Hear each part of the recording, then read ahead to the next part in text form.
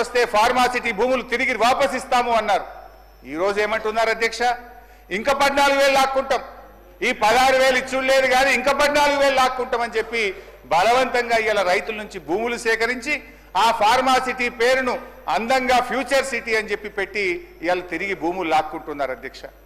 ఆనాడు ప్రభుత్వ భూములు అమ్మితే, నిరర్ధకమైన ఆస్తులు అమ్మితే ప్రభుత్వ భూములు ఎట్లా అమ్ముతారు, ఇది పెద్దలు ఇచ్చిన ఆస్తి, రేపు బొందబెట్టడానికి జాగుండదని గంభీరమైన ఉపన్యాసాలు చేశారు. ఇవాళ ఏమంటున్నారు? బరాబర్ భూములు అమ్ముతామంటున్నారు.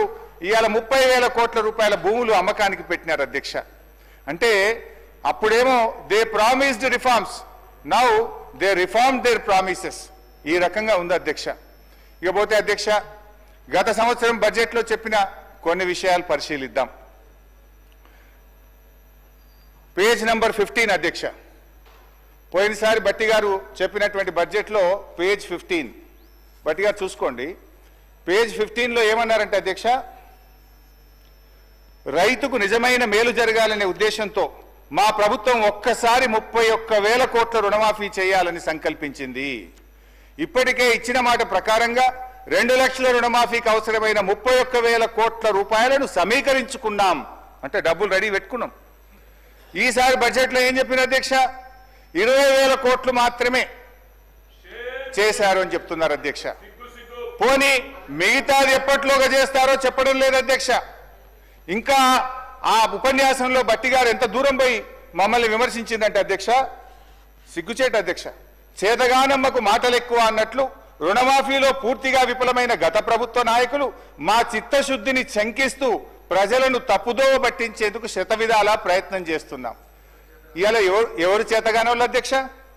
ఇవాళ చేతగానోళ్ళు ఎవరు, మాట తప్పినోళ్ళు ఎవరు, చిత్తశుద్ధి లేని వాళ్ళు ఎవరో ఈ శాసనసభ సాక్షిగా ఈ రాష్ట్ర ప్రజలందరికీ అర్థమైంది కదా అధ్యక్ష. ఏమైంది? 31,000 కోట్లు నిధులు సమీకరించుకున్నామని మీ ప్రసంగంలో చాలా గట్టిగా చెప్పారు కదా.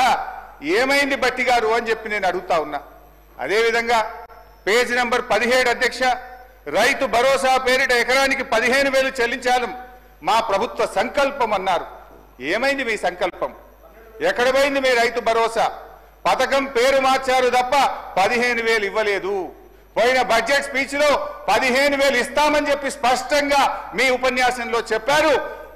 వానకాలం ఎగబెట్టిండ్రు, యాసంగికి 12,000 అన్నారు. ఆ 12,000 కూడా సగం మందికి కూడా ఇవ్వని పరిస్థితి ఉన్నది అధ్యక్ష. అధ్యక్ష పేజ్ నంబర్ 27 అధ్యక్ష. పేజ్ నంబర్ 27లో బడ్జెట్లో రైతులతో పాటు కౌలు రైతులకు గతంలో కన్నా భిన్నంగా రైతు భరోసా సాయాన్ని ఇవ్వడానికి మార్గదర్శకాలు చేసుకున్నాం. కౌలు రైతులకు రైతు బీమా కూడా ఇస్తాం. ఎంత గొప్పగా చెప్పింది అధ్యక్ష. అది విన్న కౌలు రైతుల గుండెలు ఉప్పొంగినాయి ఆ రోజు. కానీ ఇవాళ అదే కౌలు రైతుల గుండెలు ఔసిపోతున్నాయి అధ్యక్ష. ఎందుకు?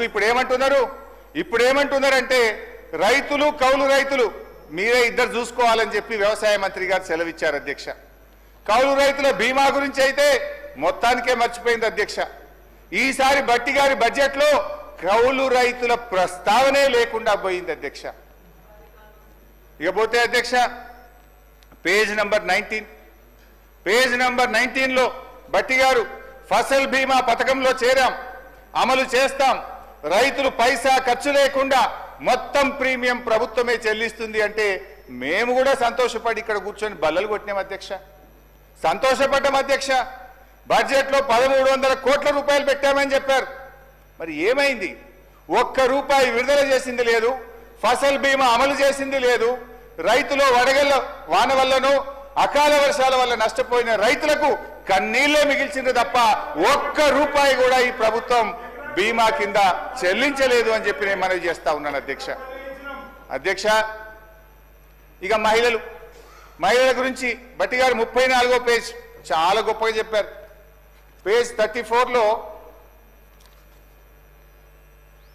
వచ్చే 5 సంవత్సరాల్లో ₹1,00,000 వడ్డీ లేని రుణాలు అందించాలని మా ప్రభుత్వం సంకల్పించింది. ఇది పోయిన బడ్జెట్లో చెప్పారు, ఈ బడ్జెట్లో కూడా చెప్పారు అధ్యక్ష. ఏంటి అధ్యక్ష నిజాలేంటి అధ్యక్ష? ఈ ఆర్థిక సంవత్సరంలో వడ్డీ లేని రుణాలకు సంబంధించి ఈ రోజు వరకు ₹1 కూడా ఈ ప్రభుత్వం విడుదల చేయలేదు. వడ్డీ లేని రుణాల పరిమితిని గత ప్రభుత్వంలో మేమిచ్చిన 5 లక్షల రూపాయలకు పెంచింది, 5 లక్షల రూపాయల కంటే ఎక్కువ పెంచింది లేదు. ఇదే శాసనసభలో గత శాసనసభలో మేము అడిగిన ప్రశ్నకు సమాధానంగా 5 లక్షల రూపాయల వరకు మాత్రమే వడ్డీ లేని రుణం వర్తిస్తుందని ఇది అసెంబ్లీ ఆన్సర్ అధ్యక్ష. ఇదే అసెంబ్లీలో నేను అడిగిన ప్రశ్నకే మీరు మహిళలు తీసుకున్న మొత్తం రుణాలకు వడ్డీ లేని రుణం ఇస్తారా, ఏ రకమైన పద్ధతుల్లో మీరు మహిళలకు వడ్డీ లేని రుణం అందిస్తారు అంటే ఆనాటి బీఆర్ఎస్ ప్రభుత్వం ఇచ్చిన జీవో 15కు అనుగుణంగా జీవో 27 12/3/2015లో బీఆర్ఎస్ ప్రభుత్వం ఇచ్చిన జీవో ప్రకారమే 5 లక్షల రూపాయల వరకు మాత్రమే వడ్డీ లేని రుణం వర్తిస్తుందో అని ఇదే అసెంబ్లీలో చెప్పారు. మరి ఇదే అసెంబ్లీలో బట్టి గారు లేచి మహిళలు తీసుకున్న మొత్తం రుణాలకు వడ్డీ లేని రుణం వర్తిస్తుంది అంటున్నారు. అంటే మహిళా మంత్రి సీతక్క గారు చెప్పింది నిజమా, ఆర్థిక మంత్రి బట్టి గారు చెప్పింది నిజమా? ఎంతకాలం మహిళలు ఈ రకంగా మోసం చేస్తారు? నేను బట్టి గారిని సూటిగా అడుగుతా ఉన్నాను అధ్యక్ష, మహిళా సంఘాలు తీసుకున్న మొత్తం రుణానికి వడ్డీ లేని రుణం వర్తించినట్టయితే ఆ ఉత్తర్వులు సభ ముందు పెట్టండి, ఆ ఉత్తర్వులు మాకు అందించండి. లేదంటే ఈ సభను తప్పుదో పట్టించినందుకు, మహిళా లోకాన్ని మోసం చేసినందుకు బేషరతుగా క్షమాపణ చెప్పాలని చెప్పి నేను డిమాండ్ చేస్తా ఉన్నాను అధ్యక్ష.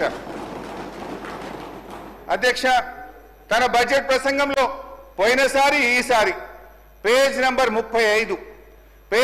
35లో స్కూల్ యూనిఫామ్లు కుట్టినటువంటి మహిళా సంఘాలకు కుట్టు ఛార్జీల కింద 50 నుంచి 75 రూపాయలకు పెంచాం, 75 రూపాయలు మహిళా సంఘాలకు అందించామని చెప్పి బడ్జెట్ ప్రసంగంలో పోయినసారి చెప్పారు, ఈసారి కూడా చెప్పారు అధ్యక్ష. నేను బట్టి గారిని అడుగుతా ఉన్నా, ఈ రాష్ట్రంలో ఏ ఒక్క గ్రామంలోనైనా ఏ ఒక్క మహిళా సంఘానికైనా 75 రూపాయల కుట్టుకూలి అందించుంటే ఆ మహిళా సంఘం పేరు చెప్పండి, ఆ గ్రామం పేరు చెప్పండి, లేదా క్షమాపణ చెప్పండి అని చెప్పి నేను కోరుతా ఉన్నాను అధ్యక్ష. ఇకపోతే ఇందిరమ్మ ఇండ్లు బడ్జెట్ బుక్ లో పోయినసారి పేజ్ నంబర్ 27లో ప్రతి నియోజకవర్గానికి 3,500 ఇండ్ల చొప్పున 4,50,000 ఇండ్లు కడతామని దానికి బడ్జెట్ లో నిధులు పెట్టామని చెప్పారు అధ్యక్ష. మేము కూడా బల్లలు కొట్టినాం, వాళ్ళు కూడా బల్లలు కొట్టిండ్రు, నిజంగానే వచ్చేసిన ఇండ్లు అనుకున్నాం అధ్యక్ష. కాంగ్రెస్ పాలనలో, కాంగ్రెస్ యొక్క 16 నెలల పాలనలో 4.5 లక్షల ఇండ్లు కాదు కదా, 4 ఇండ్లు కూడా కట్టలేదు అధ్యక్ష. నేను బట్టి గారిని అడుగుతున్నా, పోనీ మీ మధ్యలో ఎక్కడైనా ఒక్క ఇల్లు కట్టారా చెప్పండి, ఎడగట్టారో పోదాం చూద్దాం, ఒక్క ఇల్లన్నా కట్టారా ఏడాది కాలంలో అని చెప్పి నేను అడుగుతా ఉన్నాను అధ్యక్ష. ఇంకా బాధ కలిగేది, పాపం ఈ రాష్ట్రంలో దళితులు, గిరిజనులు, మా బిడ్డ ఉప ముఖ్యమంత్రిగా ఉన్నాడు, మా బిడ్డ ఆర్థిక మంత్రిగా ఉన్నాడు, మాకు మేలు చేస్తాడని చెప్పి ఆశించారు అధ్యక్ష. పోయినసారి 24-25 బడ్జెట్ ప్రసంగంలో ఎస్సీ ఎస్టీలకు 1 లక్ష రూపాయలు అదనంగా ఇచ్చి పేదలు ఇండ్లు కట్టుకుంటే 6 లక్షల రూపాయలు ఇస్తాం, అందరికీ 5 లక్షలు ఇస్తాం, దళిత గిరిజనులకు 6 లక్షలు ఇస్తామని బట్టి గారు తన ప్రసంగంలో చెప్పారు. ఈ సంవత్సరం ప్రసంగంలో చూస్తే ఆ 1 లక్ష రూపాయలు మాయమైపోయింది అధ్యక్ష, ఆ 1 లక్ష రూపాయలు మాయమైపోయింది అధ్యక్ష. అంటే దళిత గిరిజనులను ఈ ప్రభుత్వం మోసం చేసింది, దగా చేసింది అని చెప్పి నేను ఈరోజు చెప్తా ఉన్నాను అధ్యక్ష. నేను I appeal honourable deputy CM గారు, మీరు ఒక దళిత బిడ్డగా మీరంటే మాకు ఎంతో గౌరవం. ఈ రాష్ట్రంలోని దళిత గిరిజనులకు కాంగ్రెస్ పార్టీ మేనిఫెస్టోలో చెప్పిన విధంగా, పోయినసారి బడ్జెట్ ప్రసంగంలో మీరు ఇచ్చిన హామీ విధంగా 1 లక్ష రూపాయలు పెంచి ఈ రాష్ట్రంలో ఎస్సీ ఎస్టీలు ఇండ్ల నిర్మాణానికి 6 లక్షల రూపాయలు ఇవ్వాలని సవినయంగా మీ ద్వారా వారికి విజ్ఞప్తి చేస్తున్నాను అధ్యక్ష. ఐ థింక్ మీరు కూడా నా మాటతో అంగీకరిస్తారని భావిస్తున్నాను స్పీకర్ గారు. అధ్యక్ష, నిరుద్యోగులకు ఇచ్చిన వాగ్దానం ఇది పేజ్ నంబర్ 6. పేజ్ నంబర్ 6లో నిరుద్యోగులకు ఏం మాట ఇచ్చారో, ఏం అమలు చేశారో ఒక్కసారి చూద్దాం అధ్యక్ష.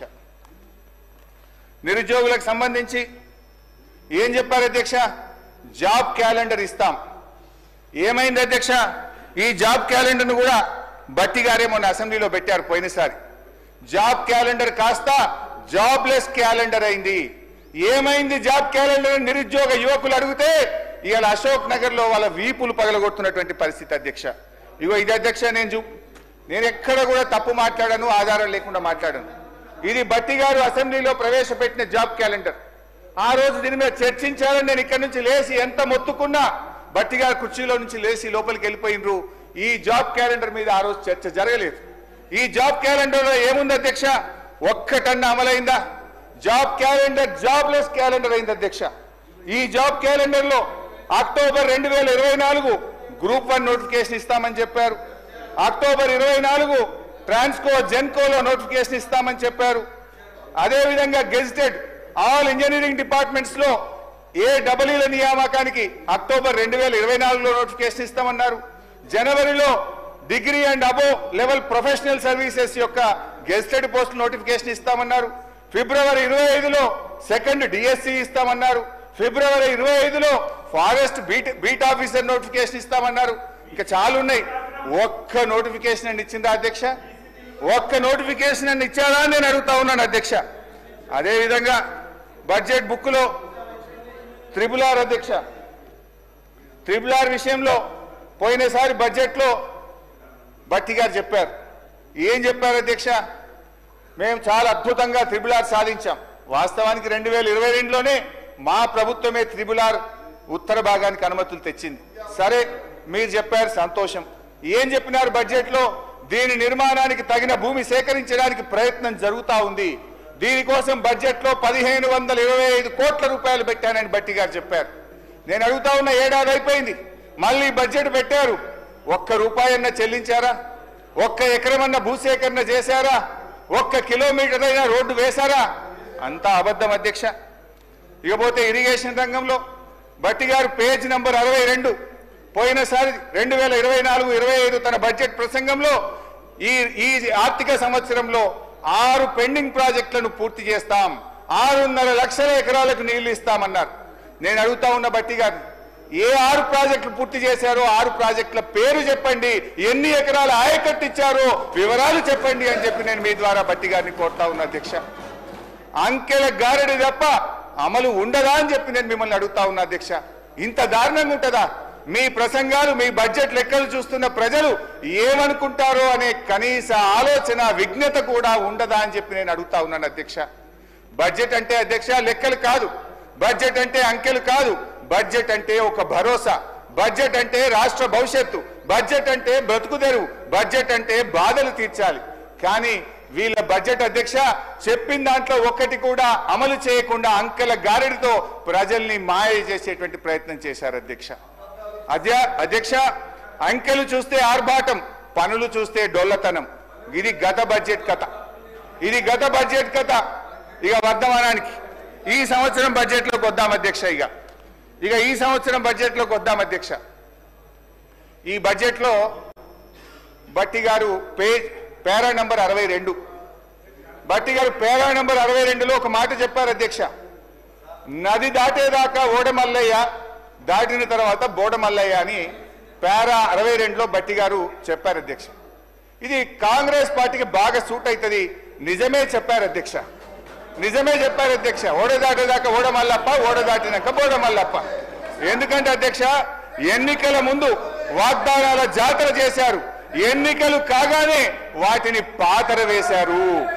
ఇవాళ మహాలక్ష్మి 2500 మోసం, 4000 రూపాయల పెన్షన్, రైతు భరోసా, రుణమాఫీ, తులం బంగారం, నిరుద్యోగ భృతి, ఏడాదిలో 2 లక్షల ఉద్యోగాలు, ఉద్యోగులకు పిఆర్సీ 4 డిఏలు, ఆటో డ్రైవర్లకు 12,000, అన్ని పంటలకు బోనస్, ప్రభుత్వంలో ఆర్టీసీ విలీనం, 5 లక్షల విద్యార్థి భరోసా కార్డు.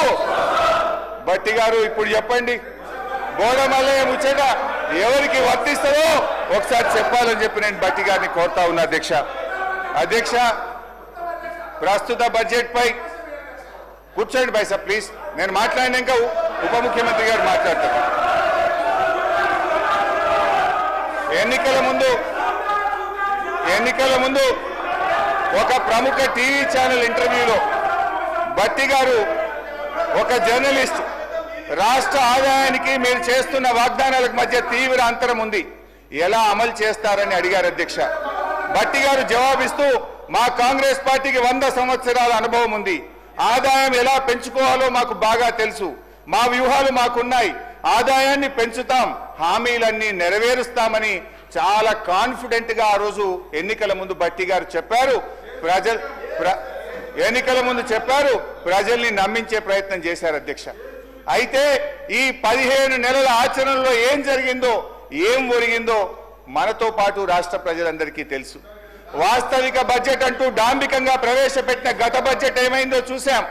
ఇప్పుడు మళ్ళీ 3,04,965 కోట్ల రూపాయల బడ్జెట్ అని మరో గాలిమేడ కట్టారు. అధ్యక్ష, ఇది మోస్ట్ డిజాస్ట్రస్ రూలింగ్, ఇది most disappointment budget. Congress disastrous పరిపాలన వల్ల రాష్ట్ర ఆదాయం మీద నెగటివ్ ఎఫెక్ట్ చూపిస్తుంది. రాష్ట్ర ఆదాయం అంతకంతకు క్షీణిస్తా ఉంది. మరి అనుభవం గల్ల భట్టి గారు ఇప్పుడు ఏం చేయాలి, ఏం చేయాలో చెప్పాలి ఈరోజు. ఎందుకంటే అయితే తమ యొక్క పరిపాలన వైఫల్యాలను సరి చేసుకోవాలి, లేదంటే రేవంత్ రెడ్డి గారి ఫార్ములా ప్రకారం ప్రభుత్వ భూములు అమ్మాలి. ఏనుముల వారి పాలనలో మరి ఎన్ని భూములు కథం పట్టిస్తారో తెలియదు అధ్యక్ష. ఎందుకంటే అధ్యక్ష, గచ్చిబౌలిలో 400 ఎకరాలను వేలం చేయడం ద్వారా 30,000 కోట్లు రాబట్టాలని నిర్ణయించారు. ఇప్పటికే టీజీఏసీ భూములు తాకట్టు పెట్టి 10,000 కోట్ల రూపాయలు అప్పు తెచ్చారు. ఇప్పుడేమో హెచ్ఎండిఏ ఆస్తులు తాకట్టు పెట్టి మరో 20,000 కోట్ల అప్పు తెస్తామని మొన్ననే అసెంబ్లీలో సమాధానం చెప్పారు. హెచ్ఎండబ్ల్యూఎస్ఎస్ జిహెచ్ఎంసీ ఆస్తులు తాకట్టు పెట్టి మరో 20,000 కోట్లు అప్పు తెచ్చే ప్రయత్నం చేస్తున్నారు. హౌసింగ్ బోర్డు భూములు అమ్మకం ఇప్పటికే షురువైపోయింది. నాడేమో ప్రభుత్వ భూములు పెద్దలిచ్చిన ఆస్తని, జాతి సంపదని, చచ్చిపోతే బొంద పెట్టడానికి జాగుండదని రేవంత్ రెడ్డి గారు చాలా గొప్పగా సుభాషితాలు చెప్పారు. ఇవాళనేమో అధికారంలో రాగానే బరాబర్ భూములు అమ్ముతామంటున్నారు, అమ్మకానికి నోటిఫికేషన్లు ఇవ్వడం షురువైపోయింది. అధ్యక్ష, అమ్మొద్దని ఆక్షేపించిన నోటితోనే ఇవాళ భూములను అర్రాస్ పాట పాడుతా ఉన్నారు అధ్యక్ష. దీన్ని వాటన్ తీరు మాట్లాడే దిగజారుడు రాజకీయం అంటారు అధ్యక్ష. మొత్తంగా 50,000 కోట్ల రూపాయల ఆస్తులు తాకట్టు పెట్టి లేదా ఆస్తులు అమ్మడం ద్వారా భూములను ఆస్తులను 50,000 కోట్లను సమీకరించే ప్రయత్నం చేస్తున్నారు. అంటే ఏంది అధ్యక్ష, అందిన కాడికి అప్పులు చేసుడు, విచ్చలవిడిగా భూములు అమ్ముడు, ఇదేనా మీ మార్కు పాలన అని అడుగుతా ఉన్నా. తన పరిపాలన నెగటివ్ ఎఫెక్ట్ వల్ల రాష్ట్ర ఆర్థిక వృద్ధి రేటు తగ్గిపోతుంది. తన వైఫల్యాన్ని కప్పుపుచ్చుకోవడానికి ఈ మధ్య కొత్త వాదన శురు చేశారు. ఏంటంటే అధ్యక్ష, దేశమంతా ఆర్థిక మాంద్యం ఉందని, అందుకే ఆదాయం తగ్గిందని సెలవిస్తున్నారు. అధ్యక్ష, ఒక నిమిషం వినాలి సార్, మంత్రి గారు వినండి. అధ్యక్ష, కర్ణాటక, మహారాష్ట్ర, తమిళనాడు, ఆంధ్రప్రదేశ్ సహా దేశంలో ఎక్కడా కనిపించని ఆర్థిక మాంద్యం ఇవాళ తెలంగాణలో మాత్రమే ఎందుకుంది? అంతా నాకే తెలుసు, అందుకే అంతా నాకే తెలుసని ఈ ప్రభుత్వం, ఈ ముఖ్యమంత్రి గారు అహంకారంతో, అజ్ఞానంతో, అనాలోచిత నిర్ణయాల వల్ల రాష్ట్ర ఆదాయం కుంటుపడ్డది. తన వైఫల్యాన్ని కప్పుపుచ్చుకోవడానికి ఆర్థిక మాంద్యం వచ్చిందని, ప్రపంచమే స్లో డౌన్ అయిందని ప్రవచనాలు ప్రారంభించారు. ఏ రాష్ట్రానికి లేని ఆర్థిక మాంద్యం తెలంగాణకే వచ్చిందా? మీ నెగటివ్ పాలసీల వల్ల, మీ రివెంజ్ పాలిటిక్స్ వల్ల ఈ రోజు రాష్ట్ర ఆదాయం తగ్గుతా ఉన్నది. ఏం అన్యాయం శ్రీధర్ అన్న ఇది. అధ్యక్ష, శ్రీధర్ బాబు గారిని గౌరవిస్తూ వారి మాటల్ని పాజిటివ్గానే తీసుకుంటున్నాం అధ్యక్ష. మా ప్రయత్నం ఏదన్నా ఉందంటే ప్రభుత్వం యొక్క దృష్టి ఆకర్షించాలి, గౌరవనీయులు బట్టి విక్రమార్క గారి దృష్టిని ఆకర్షిస్తే ఏదైనా కొత్త పేదలకు, దళితులకు, గిరిజనులకు లాభమవుతుందనే తాపత్రయం తప్ప మిమ్మల్ని ఏదో విమర్శిస్తే మాకేదో వస్తుందనేది ఏం లేదు అధ్యక్ష. అధ్యక్ష, ఇప్పుడు పోయిన బడ్జెట్లో ఎస్సీ ఎస్టీలకు ఇల్లు కట్టడానికి 1,00,000 రూపాయలు ఎక్కువ ఇస్తామన్నారు. ఈ బడ్జెట్లో తీసేసిండ్రు. మా తన్లాట ఏంది? బట్టి గారి దృష్టిని ఆకర్షించడం ద్వారా ఈ రాష్ట్రంలో దళిత గిరిజనులకు ఇండ్లు కట్టుకోవడానికి 6 లక్షలు రావాలనే తన్లాట తప్ప ఇంట్లో ఏమైనా విమర్శ ఉందా అధ్యక్ష? అర్థం చేసుకోవాలి. కానీ అధ్యక్ష, ఈ రాష్ట్రంలో ఇలా ఆర్థిక మాంద్యం వచ్చిందని ముఖ్యమంత్రి గారు సెలవిచ్చారు. ప్రపంచమంతా ఆర్థిక మాంద్యం ఉంది, దేశమంతా ఆర్థిక మాంద్యం ఉంది, మన రాష్ట్రంలో కూడా ఆర్థిక మాంద్యం వచ్చిందని గౌరవ ముఖ్యమంత్రి గారు ఈ మధ్య మాట్లాడుతూ ఉన్నారు అధ్యక్ష. అయితే నేను ఇక్కడ చెప్పాల్సిన పాయింట్, మంచి ఆర్థిక మంత్రి గారు వింటే ఇది సరి చేసుకుంటే మన రాష్ట్రానికి మేలు అవుతుంది అధ్యక్ష. నేను మంచి డేటాతో రీసెర్చ్ చేసి కొన్ని మంచి సలహాలు ఇవ్వాలనే ఉద్దేశంతోనే వచ్చిన, అది మీరు రిసీవ్ చేసుకునే దాన్ని బట్టి ఉంటుంది అధ్యక్ష. జిఎస్టీ వృద్ధి రేటులో తగ్గుదల అధ్యక్ష. 2023-24 జిఎస్టీలో 46,500 కోట్లు మన రాష్ట్రానికి వస్తే వీళ్ళు బడ్జెట్లో 58,594 కోట్లు ప్రతిపాదించారు. యాజ్ పర్ కాగ్ రిపోర్ట్, నా సొంతది కాదు అధ్యక్ష, కాగ్ రిపోర్ట్ కూడా నా దగ్గర ఉంది. కాగ్ రిపోర్ట్ ప్రకారంగా గత 11 నెలల్లో మన రాష్ట్ర జీఎస్టీ వృద్ధి రేటు కేవలం 5.5% మాత్రమే. మీరు పెట్టుకున్నదేమో 20%. కాగ్ రిపోర్ట్ ప్రకారంగా జీఎస్టీ వృద్ధి రేటు 5.5%. అంటే దీన్ని బట్టి ఏమర్థమవుతుంది అధ్యక్ష? అంచనాలకు దూరంగా మీరు బడ్జెట్ను ప్రతిపాదిస్తున్నారు. ఎట్ ద సేమ్ టైం అధ్యక్ష, మన పక్కనుండే కర్ణాటక 10.72% వృద్ధి రేటు, మహారాష్ట్ర 12% వృద్ధి రేటు, దేశ వృద్ధి రేటు 10%గా నమోదైంది. అంటే ఆర్థిక మాంద్యం దేశమంతా ఉండాలి కదా, కర్ణాటకలో ఎందుకు లేదు, మహారాష్ట్రలో ఎందుకు లేదు, దేశంలో ఎందుకు లేదు, తెలంగాణలోనే ఎందుకుందో ఒక్కసారి మీరు ఆత్మవిమర్శ చేసుకోండి.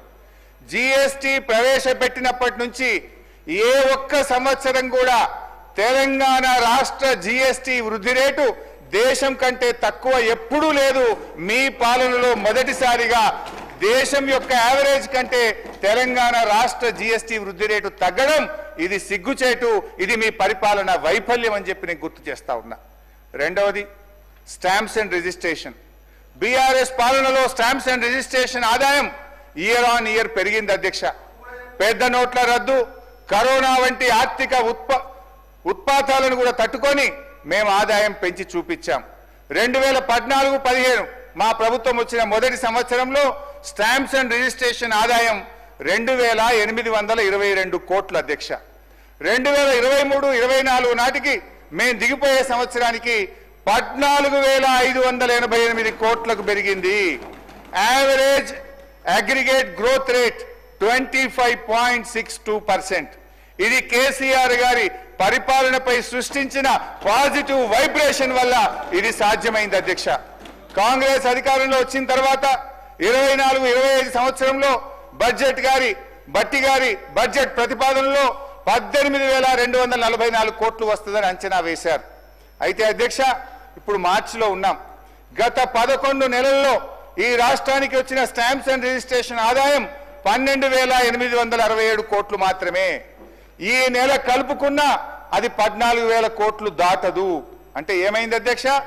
పోయిన సంవత్సరం బీఆర్ఎస్ పాలనలో వచ్చిన దానికంటే కూడా స్టాంప్స్ అండ్ రిజిస్ట్రేషన్ లో తక్కువ ఆదాయం వస్తుంది, నెగటివ్ గ్రోత్ రేటు నమోదైంది. మీ అంచనాల కంటే దాదాపు 4,000 కోట్ల రూపాయలు ఇవాళ ఆదాయం తగ్గిందంటే మీ అంచనాలు తప్పినాయి, మీ పాలనలో ఎక్కడో లోపం ఉంది. ఒక్కసారి ఆత్మవిమర్శ చేసుకోండి అని చెప్పి మనవి చేస్తా ఉన్నా. ఎట్ ద సేమ్ టైం అధ్యక్ష, పక్కనుండే రాష్ట్రాలు కూడా ఒక్కసారి చూస్తే తమిళనాడు వాళ్ళ అంచనాల్లో 90% రీచ్ అయింది, మహారాష్ట్ర 93% రీచ్ అయింది, కర్ణాటక 85% రీచ్ అయింది. కానీ తెలంగాణకు వచ్చేసరికి అంచనాల్లో 77% మాత్రమే రీచ్ అయ్యాం. అంటే ఆర్థిక మాంద్యం ప్రపంచంలో లేదు, దేశంలో లేదు, మీ బుద్ధి మాంద్యం ఉన్నది, మీ ఆలోచనలో మాంద్యం ఉన్నది అనేది మీరు అర్థం చేసుకోవాల్సినటువంటి అవసరం ఉంది అధ్యక్ష. అట్లే వెహికల్ సేల్స్ 2023-24 ఆర్థిక సంవత్సరంలో మా పాలన ఉన్నంత వరకు వాహనాల అమ్మకాలు జోరుగా సాగాయి. 2024-25 ఆర్థిక సంవత్సరంలో ఏప్రిల్ నుంచి నవంబర్ వరకు జరిగిన వాహనాల అమ్మకాల గ్రోత్ రేట్లో తెలంగాణ -0.08% తగ్గిపోయింది. ఇదే సమయంలో ఆంధ్రప్రదేశ్ +12%, తమిళనాడు +32%, కర్ణాటక +8%, మహారాష్ట్ర +12%, కేరళ +10%. అన్ని రాష్ట్రాలేమో పెరుగుతుంటాయి, తెలంగాణలో మాత్రం వాహనాల అమ్మకం తగ్గిందంటే ఇది దేశం మొత్తం ఆర్థిక మాంద్యం లేదు, తెలంగాణలో పరిపాలన వైఫల్యం వల్ల తగ్గుతుంది. జీఎస్టీ వృద్ధి రేటులో తగ్గుదల, స్టాంప్స్ అండ్ రిజిస్ట్రేషన్ ఆదాయంలో తగ్గుదల, వాహనాల అమ్మకంలో తగ్గుదల, దీనికి ఆర్థిక మాంద్యమా కారణం అధ్యక్ష? ఒక్కసారి ఆత్మవిమర్శ చేసుకోండి, గుండె మీద చేసుకొని ఆలోచించండి. పక్క రాష్ట్రాలకు లేని ఆర్థిక మాంద్యం తెలంగాణకు మాత్రమే ఎందుకు వచ్చింది? ఈ తగ్గుదలకు ఆర్థిక మాంద్యం కారణమా, పరిపాలన వైఫల్యం కారణమా? ఒక్కసారి మీరు ఆలోచించుకోండి. నేను చాలా బాధగా చెప్తున్నాను, ముఖ్యమంత్రి గారు ఇస్తున్న నినాదం Telangana rising. Where is it rising అధ్యక్ష? Where is it rising? I'm asking అధ్యక్ష. GST growth rate down, stamps and registration revenue down, vehicle sales is down. ఇది అధ్యక్ష నేను ప్రయత్నం చేసిన అధ్యక్ష. ఏంది మేము ఉన్నప్పుడు ఎందుకు పెరిగింది, మరి కాంగ్రెస్ వచ్చినాక ఎందుకు తగ్గింది? మేము కొద్దిగా ఆలోచించే ప్రయత్నం చేసినాం, ఆర్థిక రంగ నిపుణులతో అడిగే ప్రయత్నం చేసినాం, మేధావులతో చర్చించే ప్రయత్నం చేసినాం, మేము అర్థం చేసుకునే ప్రయత్నం చేస్తే అధ్యక్ష మేము మాకు తోచినాయి. వీఆర్ సజెస్టింగ్ కరెక్షన్ చేసుకుంటే మంచిది, లేదంటే మీ ఇష్టం. మేము చెప్పడం ప్రతిపక్షంగా ఈ రాష్ట్రం మేలు గురించి చెప్పే ప్రయత్నం చేస్తున్నాం అధ్యక్ష. సో మేము ఆలోచిస్తే అధ్యక్ష, మనం రాష్ట్రం ఏర్పడ్డ తొలినాళ్లలోనే ఈ రాష్ట్ర ప్రభుత్వం ముఖ్యమంత్రి గారు దివ్యంగా ఉన్న రాష్ట్రాన్ని దివాలా దివాలా అనే దిక్కుమాల ప్రచారం చేయడం వల్ల పెట్టుబడులు రాకుండా పోయినాయి. ప్రభుత్వం కొలువు తీరగానే ఫార్మాసిటీ రద్దు, ఎయిర్పోర్ట్ కు మెట్రో రైలు రద్దు అనే ప్రకటనలు చేయడం వల్ల నెగటివ్ వైబ్రేషన్స్ వచ్చినాయి. హైడ్రా పేరిట సాగించిన విధ్వంసకాండ, పేదల ఇండ్ల కూల్చివేతల వల్ల ఒక నెగటివ్ మెసేజ్ పోయింది. మూసీ ప్రక్షాళన పేరిట, బఫర్ జోన్ల పేరిట చేసిన హంగామా సృష్టించిన భయానక వాతావరణం రాష్ట్రంలో పెట్టుబడులు రాకుండా రియల్ ఎస్టేట్ రంగం పడిపోవడానికి కారణమైంది. అదేవిధంగా ఆర్ఆర్ ట్యాక్సులు, సంక్షేమ పథకాల ద్వారా గ్రామాల వైపు సాగుతున్న ద్రవ్య ప్రవాహానికి అడ్డుకట్ట వేయడం వల్ల గ్రామీణ ఆర్థిక వ్యవస్థ కూడా దెబ్బతిన్నది. రైతు బంధు ఇవ్వకపోవడం, పంటల కొనుగోలు పూర్తిగా చేయకపోవడం, పింఛన్లు పెంచకపోవడం, కేసీఆర్ గారు ఇచ్చే పెన్షన్లలో కూడా 2 నెలలు కోత పెట్టడం, నీళ్లు ఇవ్వక పంటలు ఎండగొట్టడం, చెరువుల్లో చేప పిల్లలు వదలకపోవడం, గొర్రెల పంపిణీ నిలిపివేయడం, గ్రామ పంచాయతీలకు నిధులు ఇవ్వకపోవడం, ఉద్యోగులకు పీఆర్సీ డిఏలు చెల్లించకపోవడం, రియల్ ఎస్టేట్ కుప్పగూలడం, ఇలాంటి కారణాల వల్ల ప్రజల కొనుగోలు శక్తి తగ్గుతూ ఈ రాష్ట్రం యొక్క ఆర్థిక మాంద్యం వైపు అడుగులు పడతా ఉన్నాయి అధ్యక్ష. భట్టి గారు తన ప్రసంగంలో నిజాలు ప్రచారంలో ఉండాలి, లేదంటే అబద్ధం నిజంగా మారి రాష్ట్రాన్ని, దేశాన్నే కాదు ప్రపంచాన్ని కూడా నాశనం చేస్తుందని తన ప్రసంగంలో చెప్పారు అధ్యక్ష. నేను వారి మాటలతో ఏకీభవిస్తున్నాను. నువ్వు రోజు అబద్ధం ఆడితే అది నిన్ను రేపు కూడా అబద్ధం ఆడే దుస్థితికి తెస్తుందని శ్రీశ్రీ గారు చెప్పినటువంటి మాటను ఒక్కసారి నేను భట్టి గారికి చెప్పదలుచుకున్నా అధ్యక్ష. ఎందుకంటే అధ్యక్ష, మీరు అదే పనిగా చేస్తున్న అబద్ధాలను పటాపంచలు చేసి సత్యాన్ని చెప్పదలుచుకున్నాను. 10 ఏళ్ల కేసీఆర్ పాలనలో తెలంగాణ భద్రం అనేది నిజం, ఛిద్రమైందనేది అబద్ధం. ఆర్థిక వ్యవస్థ గాడి తప్పడం అబద్ధం, బలోపేతమైందనడం నిజం. 10 ఏళ్ల పాలనలో ఆర్థిక అరాచకత్వం అన్నది అబద్ధం, ఆర్థిక స్థిరత్వం సాధించిందన్నది అసలు నిజం. దివాలా తీసిందన్నది అబద్ధం, దివ్యంగా ఉన్నదన్నది నిజం. కేసీఆర్ గారు సంపద పెంచింది నిజం, ప్రజలకు పంచింది నిజం. 2013-14లో 4,50,000 ఉన్న జిఎస్డిపి 9.5 ఏళ్లలో 15 లక్షల కోట్లకు పెరిగింది. ఇది అక్షర సత్యం. మా పాలనలో 12% ఉన్న జిఎస్డిపి వృద్ధి రేటు కాంగ్రెస్ ఏడాది పాలనలో 10% తగ్గింది. 1,24,000 కోట్లున్న తలసరి ఆదాయం 3,56,000 కోట్లకు పెరిగింది. ఇది మీరు కూడా ఒప్పుకొని చెప్పుతున్న సత్యం అధ్యక్ష. మా పాలనలో 12.4% ఉన్న తలసరి ఆదాయ వృద్ధి రేటు మీ ఏడాది పాలనలో 9.6% తగ్గింది. హరీష్ రావు గారు, మీరు మాట్లాడుతూ బుద్ధి మాధ్యం అని ఒక పదాన్ని ఆలోచన విధానంలో బుద్ధి మాధ్యం అనేది తప్ప సార్. ఇది సార్ సభ హుందాతనాన్ని సార్ ఒక్క మాట సార్ స్పీకర్ సార్, సభ హుందాతనాన్ని తక్కువ చేస్తారు సార్. నేను ఒక్క మాట అంటే సార్, మీరు ఏమనుకోకపోతే ఒక్క మాట అంటే సార్, దయించి వినండి. నేను ఒక మాట అంటే, ముఖ్యమంత్రి గారు సభానాయకుడు అక్కడి నుంచి నిలబడి బట్టలు ఊడదీసి కొడతా, బట్టలిప్పి ఊరేగిస్తా అని సభానాయకుడు అక్కడి నుంచి మాట్లాడితే మీరు ఎందుకో వారికి చెప్పకపోతే అధ్యక్ష. నేను బుద్ధిమాంద్యం అంటే మీ ఆలోచన విధానంలో తప్పు ఉంది అన్న. ఇది తప్పైతుందా అధ్యక్ష?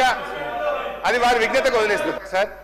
మీరు మాకు పెద్ద దిక్కు, మీరు మాకు పెద్దన్న లాంటి వారు, మీరంటే మాకు ఎంతో గౌరవం అధ్యక్ష. మేము ఎంతసేపు మా ఆవేదన, మా బాధ మీకు చెప్పుకునే ప్రయత్నము, మీ ద్వారా ప్రభుత్వానికి చెప్పే ప్రయత్నమే చేస్తాను తప్ప మీ పట్ల మాకు రెండవ అభిప్రాయం లేనే లేదు అధ్యక్ష. అయితే అధ్యక్ష, ఇప్పుడు టైం అయిపోయిందని ఇప్పటి నుంచే స్టార్ట్ చేసినారు. ఇప్పటికీ ఎల్ఏ మినిస్టర్ గారు 3 సార్లు లేశారు, వెంకటరెడ్డి గారు మంత్రి గారు 1 సారి లేశారు, భట్టి గారు 1 సారి లేశారు, ఇట్లా శ్రీనివాస్ యాదవ్ గారు మాట్లాడారు. అధ్యక్ష, ఇది బడ్జెట్ అనేది చాలా ముఖ్యం. మా సభ్యుల సంఖ్య 38 అని మీరే చెప్తున్నారు. దానికి అనుగుణంగా ప్రధాన ప్రతిపక్షానికి కనీసం ఒక 2-3 గంటల సమయం ఇవ్వాలి అధ్యక్ష. ఎందుకంటే మీరు చూడండి, ఇతర సభ్యులకు ఎట్లా ఇస్తున్నారు, ఇప్పుడు బీజేపీ 8 మంది సభ్యులు ఉన్నారు, ఎంఐఎం 7 సభ్యులు ఉన్నారు. దాన్ని బట్టి మీరు ప్రపోర్షనేట్గా మాకు టైం ఇవ్వండి. ఎవరికి ఎంత ఇచ్చినా మాకు అభ్యంతరం లేదు, ప్రపోర్షనేట్గా మాకు టైం ఇవ్వండి. స్పీకర్ సార్, మాట్లాడమంటే మాట్లాడతా, పోమంటే పోతా సార్. ఇక ఇప్పుడు వారు మా ఎలియా మినిస్టర్ గారు బీజేపీకి 4 నిమిషాలు, ఎంఐఎంకు 4 నిమిషాలు కేటాయించినమన్నారు అధ్యక్ష. నిజంగా మీరు రికార్డులన్నీ తీయండి, గతంలో ఎవరెవరు ఎన్నెన్ని నిమిషాలు మాట్లాడారు, నిజంగా అంతే టైం ఇస్తారా? వాళ్ళకి ఎంత ఇచ్చిందో దాని ప్రపోర్షనేట్గా ఇంటూ 38 మీరు క్యాలిక్యులేట్ చేసి ఇవ్వండి అధ్యక్ష, మాకు అభ్యంతరం లేదు.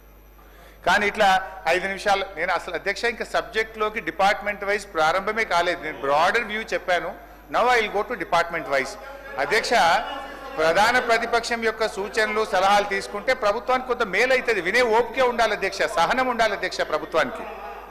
అధ్యక్ష, 2014-15లో 62,306 కోట్లున్న ప్రభుత్వ వ్యయాన్ని 2023-24 నాటికి 2,31,825 కోట్లకు పెంచాం అధ్యక్ష. అంటే దాదాపు 4 రెట్లు మన రాష్ట్ర ప్రభుత్వ ఆదాయం పెరిగింది. సంపద పెంచినం, పేదలకు పంచినం అనడానికి ఇదొక నిదర్శనం అధ్యక్ష. అధ్యక్ష, స్వంత ఆదాయ వనరుల వృద్ధిలో దేశంలోనే తెలంగాణ నంబర్ 1 రాష్ట్రంగా నిలిపినమనేటువంటి విషయాన్ని గుర్తు చేస్తున్నా.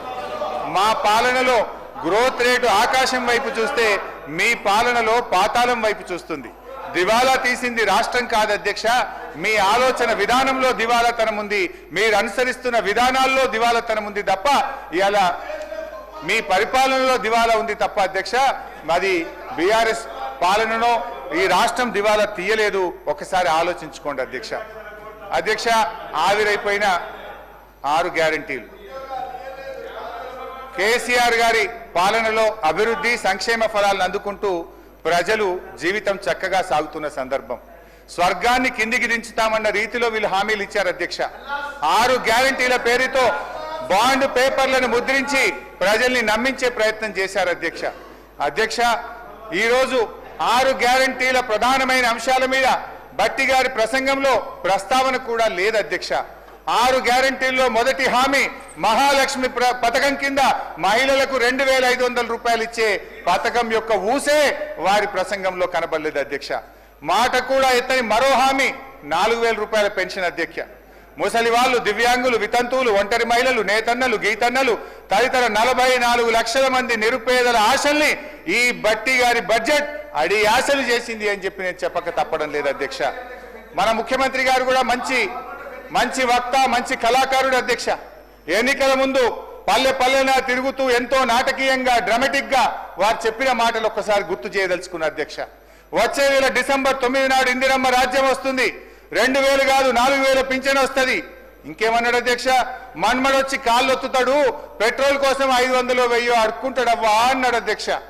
ఈ రోజు ముఖ్యమంత్రి గారు చెప్పిన మాటలు ఈ రాష్ట్రంలో 42 లక్షల మంది ఆసరా పెన్షన్దారుల చెవుల్లో ఇంకా గింగురుమంటున్నాయి అధ్యక్ష. ఇంకా కూడా రింగున గుర్తు చేస్తా ఉన్నాయి అధ్యక్ష. కానీ ఈరోజు ముఖ్యమంత్రి గారు చెప్పినట్టు మనవాడు కాళ్ళొత్తుతలేడు, అవ్వా తాతలు కన్నీళ్లు ఒత్తుకుంటున్నారు అధ్యక్ష. పింఛన్ 4,000 ఎప్పుడైతుందా అని ఎదురు చూస్తూనే పాపం కొంతమంది వృద్ధులు కాలం చేసింది అధ్యక్ష. అధ్యక్ష, నేను ఒకటే అడుగుతున్నా, ఎప్పటి నుంచి కొత్త పెన్షన్లు ఇస్తారో చెప్పండి. ఈరోజు జరుగుతున్నది ఏంది అధ్యక్ష? కొత్త పెన్షన్లు రాలే, 4,000 రూపాయల పెన్షన్ రాలే, కానీ 1,00,000 మందికి పెన్షన్లు మాత్రం కోత మాత్రం పడ్డది అధ్యక్ష. అధ్యక్ష, ఇకపోతే ఇంట్లో ఎందరుంటే అందరికి ఇస్తాం, అవ్వకిస్తాం, తాతకిస్తామని చెప్పారు అధ్యక్ష నాడు. ఈరోజు అవ్వలేదు, తాత లేదు, 4,000 పింఛన్ లేదు అధ్యక్ష.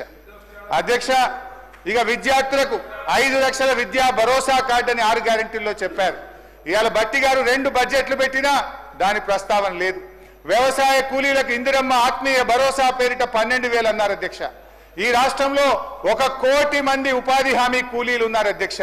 కానీ వీళ్ళు ఇచ్చింది 1,00,000 లోపు మందికే. 1,00,000 కోటి మందికి ఇవ్వాల్సి వస్తే 1,00,000 లోపే ఇందిరమ్మ ఆత్మీయ భరోసా ఇచ్చి చేతులు దులుపుకున్నారు అధ్యక్ష. నిజంగా 1 కోటి మందికి ఇందిరమ్మ ఆత్మీయ భరోసా ఇవ్వాలంటే బడ్జెట్ లో 12,000 కోట్లు పెట్టాలి. పోయిన బడ్జెట్ లో 906 కోట్లు పెట్టారు. ఈ బడ్జెట్ లో 300 కోత పెట్టి దాన్ని 600 కోట్లకే కుదించారు అధ్యక్ష. అంటే ఇందిరమ్మ ఆత్మీయ భరోసాలో ఆ కూలీలను కూడా ఈ కాంగ్రెస్ ప్రభుత్వం మోసం చేసింది అధ్యక్ష. అధ్యక్ష, సరే ఇండ్ల సంగతి ఇప్పుడే చెప్పిన, బాండ్ పేపర్లు బంగాళాఖాతంలో కలిసినాయి, గాంధీలు ఇచ్చిన వాగ్దానాలు గాలి మాటలైపోయినాయి, 6 గ్యారంటీలకు దిక్కు లేదు కానీ అందాల పోటీలు పెట్టమని మాత్రం తెగ ఆరాట పడుతుంది అధ్యక్ష. ఈ ప్రభుత్వం మెంగ మితకు లేదు, మీసాలకు సంపంగి నూనె అన్నట్టున్నది అధ్యక్ష. మొత్తం మీద 2 పూర్తి స్థాయి బడ్జెట్ల తర్వాత ఈ ప్రభుత్వం 6 గ్యారంటీల అమలు విషయంలో ఇవాళ చేతులెత్తిందనేది స్పష్టంగా అర్థమవుతుంది అధ్యక్ష.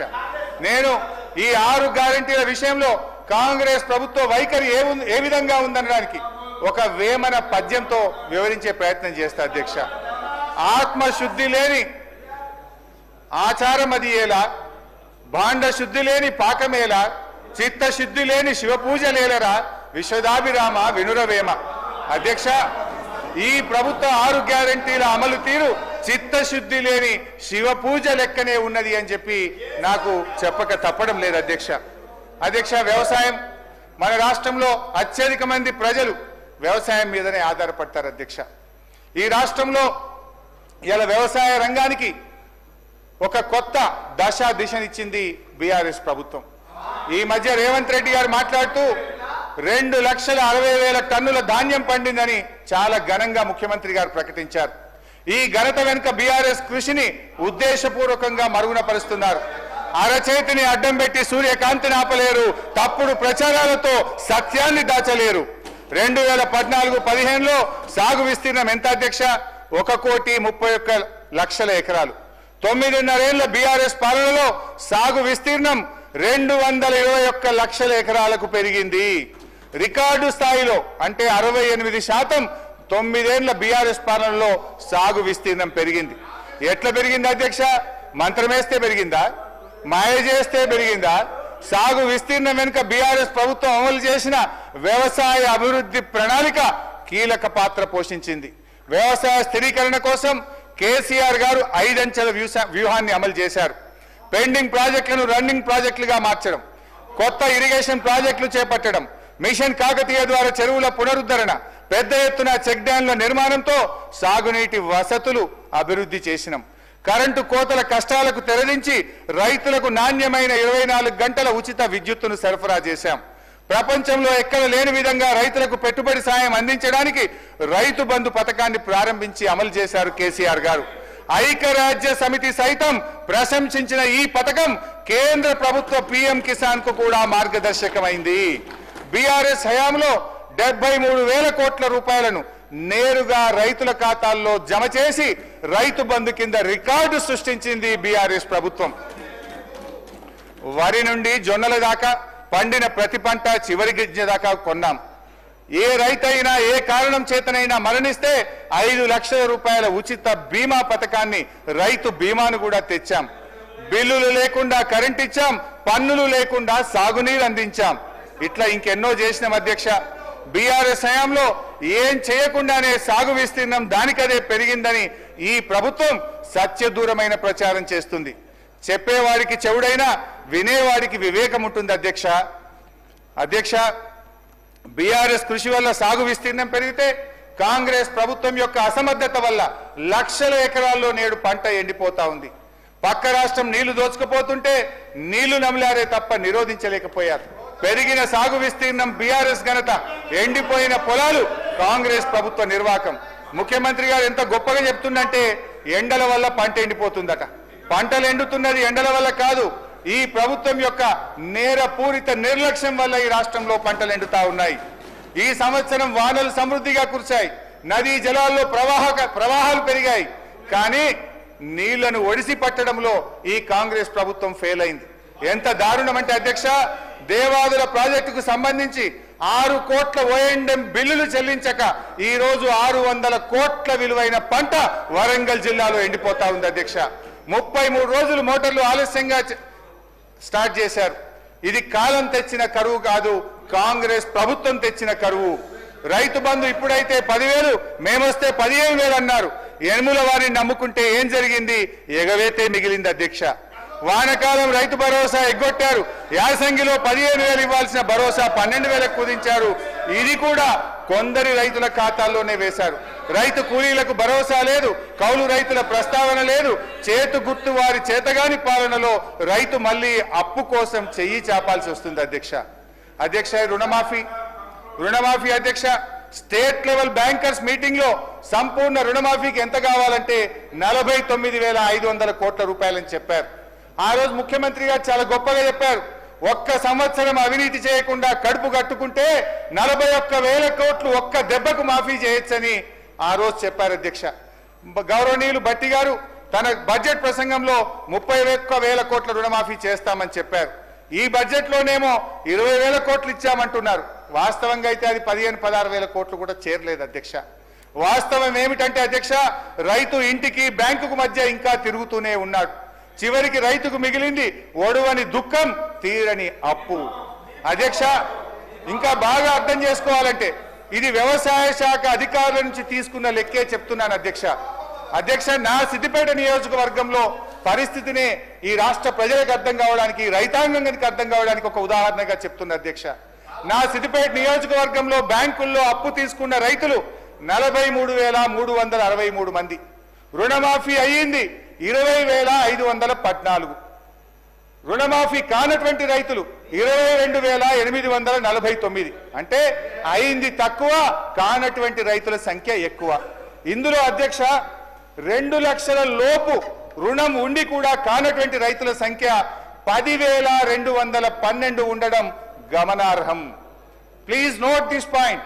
2 లక్షల లోపు రుణం ఉండి కూడా మాఫీ కానటువంటి రైతులు ఒక్క నా సిద్దిపేట నియోజకవర్గంలో 10,212 మంది ఉన్నారు అధ్యక్ష. కానీ ప్రభుత్వం ఇంకా రుణమాఫీ అయిపోయిందని చెప్తున్నారు అధ్యక్ష.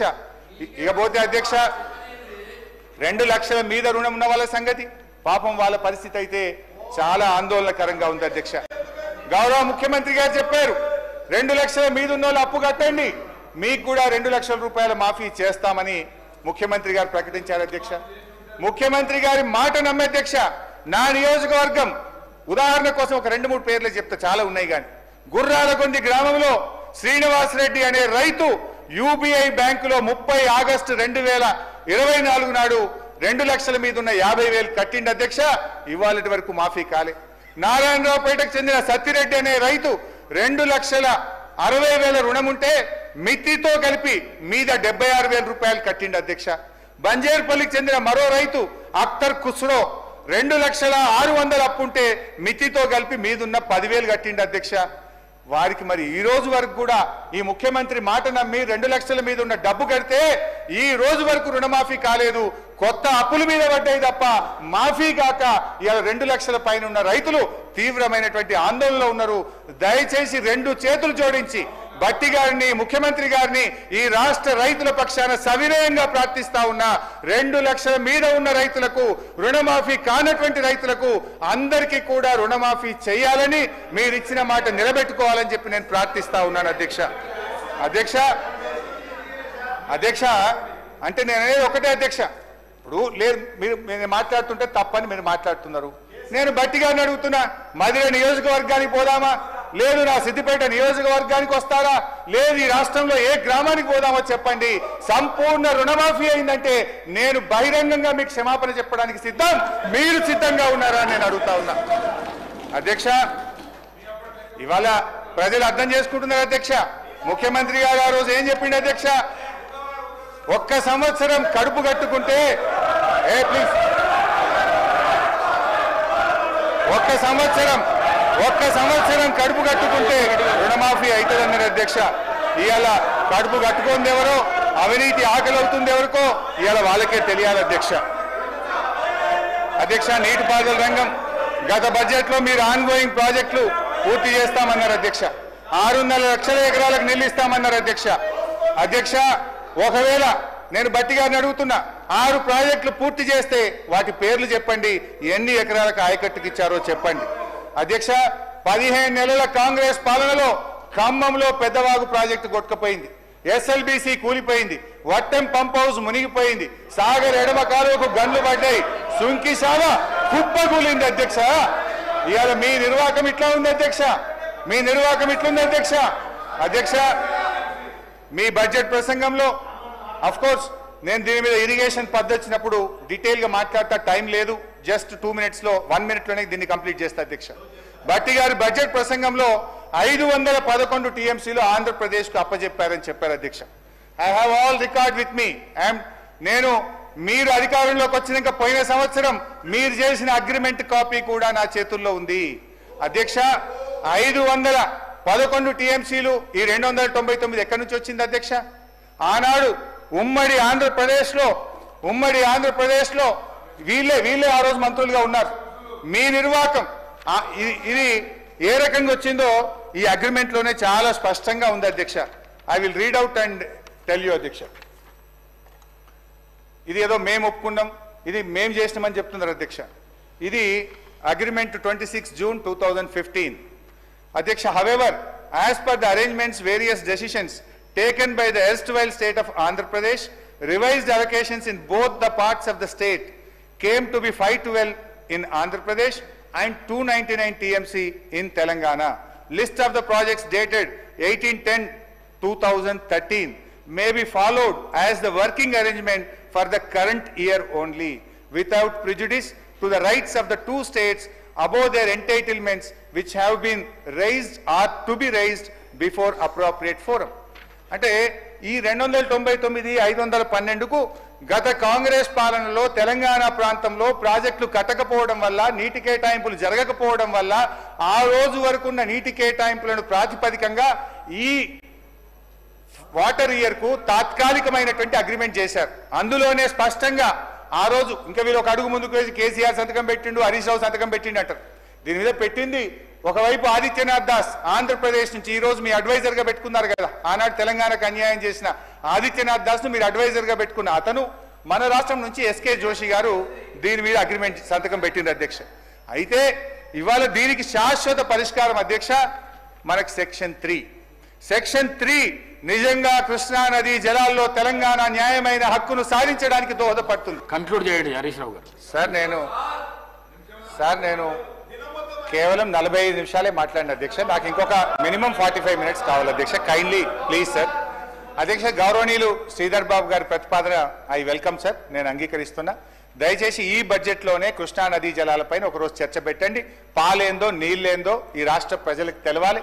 ఎందుకంటే మీ నిర్వాహకం వల్ల ఈ సంవత్సరం 34% వాడుకోవాల్సిన నీళ్లు 24% వాడుకోవడం వల్ల నల్లగొండ, ఖమ్మం, మహబూబ్ నగర్ జిల్లాలో ఇలా ఎట్లా పంటలు ఎండిపోతున్నాయో, ఈ ప్రభుత్వం నీటిని రాబట్టడంలో ఎట్లా ఫెయిల్ అయిందో డిస్కస్ చేద్దాం అధ్యక్ష. ఈ సెషన్ లో దయచేసి ఎల్ఏ మినిస్టర్ గారు ఈ సబ్జెక్ట్ ను డిస్కషన్ పెట్టాలని కూడా నేను మీ ద్వారా కోరుతున్నాను అధ్యక్ష. అయితే సెక్షన్ 3లో ఒకటే మాట చెప్పి ముగిస్తా. ఈ వాటర్ విషయంలో సెక్షన్ 3 అనేది తెలంగాణకు ఒక వరం అధ్యక్ష. దాన్ని ఇవాళ బీఆర్ఎస్ ప్రభుత్వం సాధించింది. ట్రిబ్యునల్ ముందు వాదనలు జరుగుతూ ఉన్నాయి. మీరు మంచి న్యాయవాదులను పెట్టండి, వాదనలు వినిపించండి, తెలంగాణకు న్యాయబద్ధమైనటువంటి వాటా 575 టీఎంసీలు రాబట్టండి అని చెప్పి కోరుతున్నాను అధ్యక్ష. ఇకపోతే అధ్యక్ష, విద్య గురుకులాలు ఈ రాష్ట్రంలో ఏ రకంగా జరుగుతుందో కూడా ఒకసారి బడ్జెట్లో వారు పెట్టిన లెక్కలు, ఏడాది పాలనలో ఏం జరిగిందో కూడా ఒకసారి చూడాలి అధ్యక్ష. రాష్ట్రంలో 15 నెలల కాంగ్రెస్ పాలన వల్ల ఒక్కొక్క వ్యవస్థ దారుణంగా విధ్వంసం అవుతా ఉంది అధ్యక్ష. వ్యవసాయ విధ్వంసం వల్ల రైతులు ఆత్మహత్యలు చేసుకుంటున్నారు. హైడ్రా విధ్వంసం వల్ల పేద మధ్యతరగతి జనం గుండాగి చనిపోతున్నారు. రియల్ ఎస్టేట్ కుప్పకూలి రియల్టర్లు ఆత్మహత్య చేసుకుంటున్నారు. ఉపాధి దెబ్బతిని ఆటో డ్రైవర్లు తమకు తాము బలి చేసుకుంటున్నారు. చివరికి గురుకులాల్లో చదువుకున్న చిన్నారులు కూడా సరి అయిన ఆహారం పెట్టక 83 మంది పిల్లలు ఈ రోజు ఈ రాష్ట్రంలో చనిపోవడం జరిగింది అధ్యక్ష. బాధ ఏంటంటే అధ్యక్ష, ముఖ్యమంత్రి గారే హోంమంత్రి, ముఖ్యమంత్రి గారే సోషల్ వెల్ఫేర్ మంత్రి, ముఖ్యమంత్రి గారే విద్యామంత్రి, వారు దగ్గరున్న శాఖల్లోనే ఇవాళ పిల్లలు 83 మంది చనిపోవడం ఇది నిజంగా బాధకరం, సిగ్గుచేట అధ్యక్ష.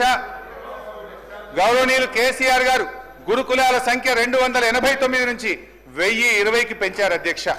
విద్యార్థుల సంఖ్య దాదాపు 1,50,000 నుంచి 6 లక్షలకు గురుకుల విద్యార్థులు పెరిగారు అధ్యక్ష.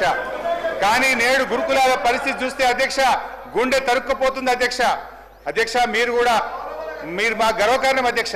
మీరు కూడా దళిత సామాజిక వర్గం నుంచి వచ్చారు.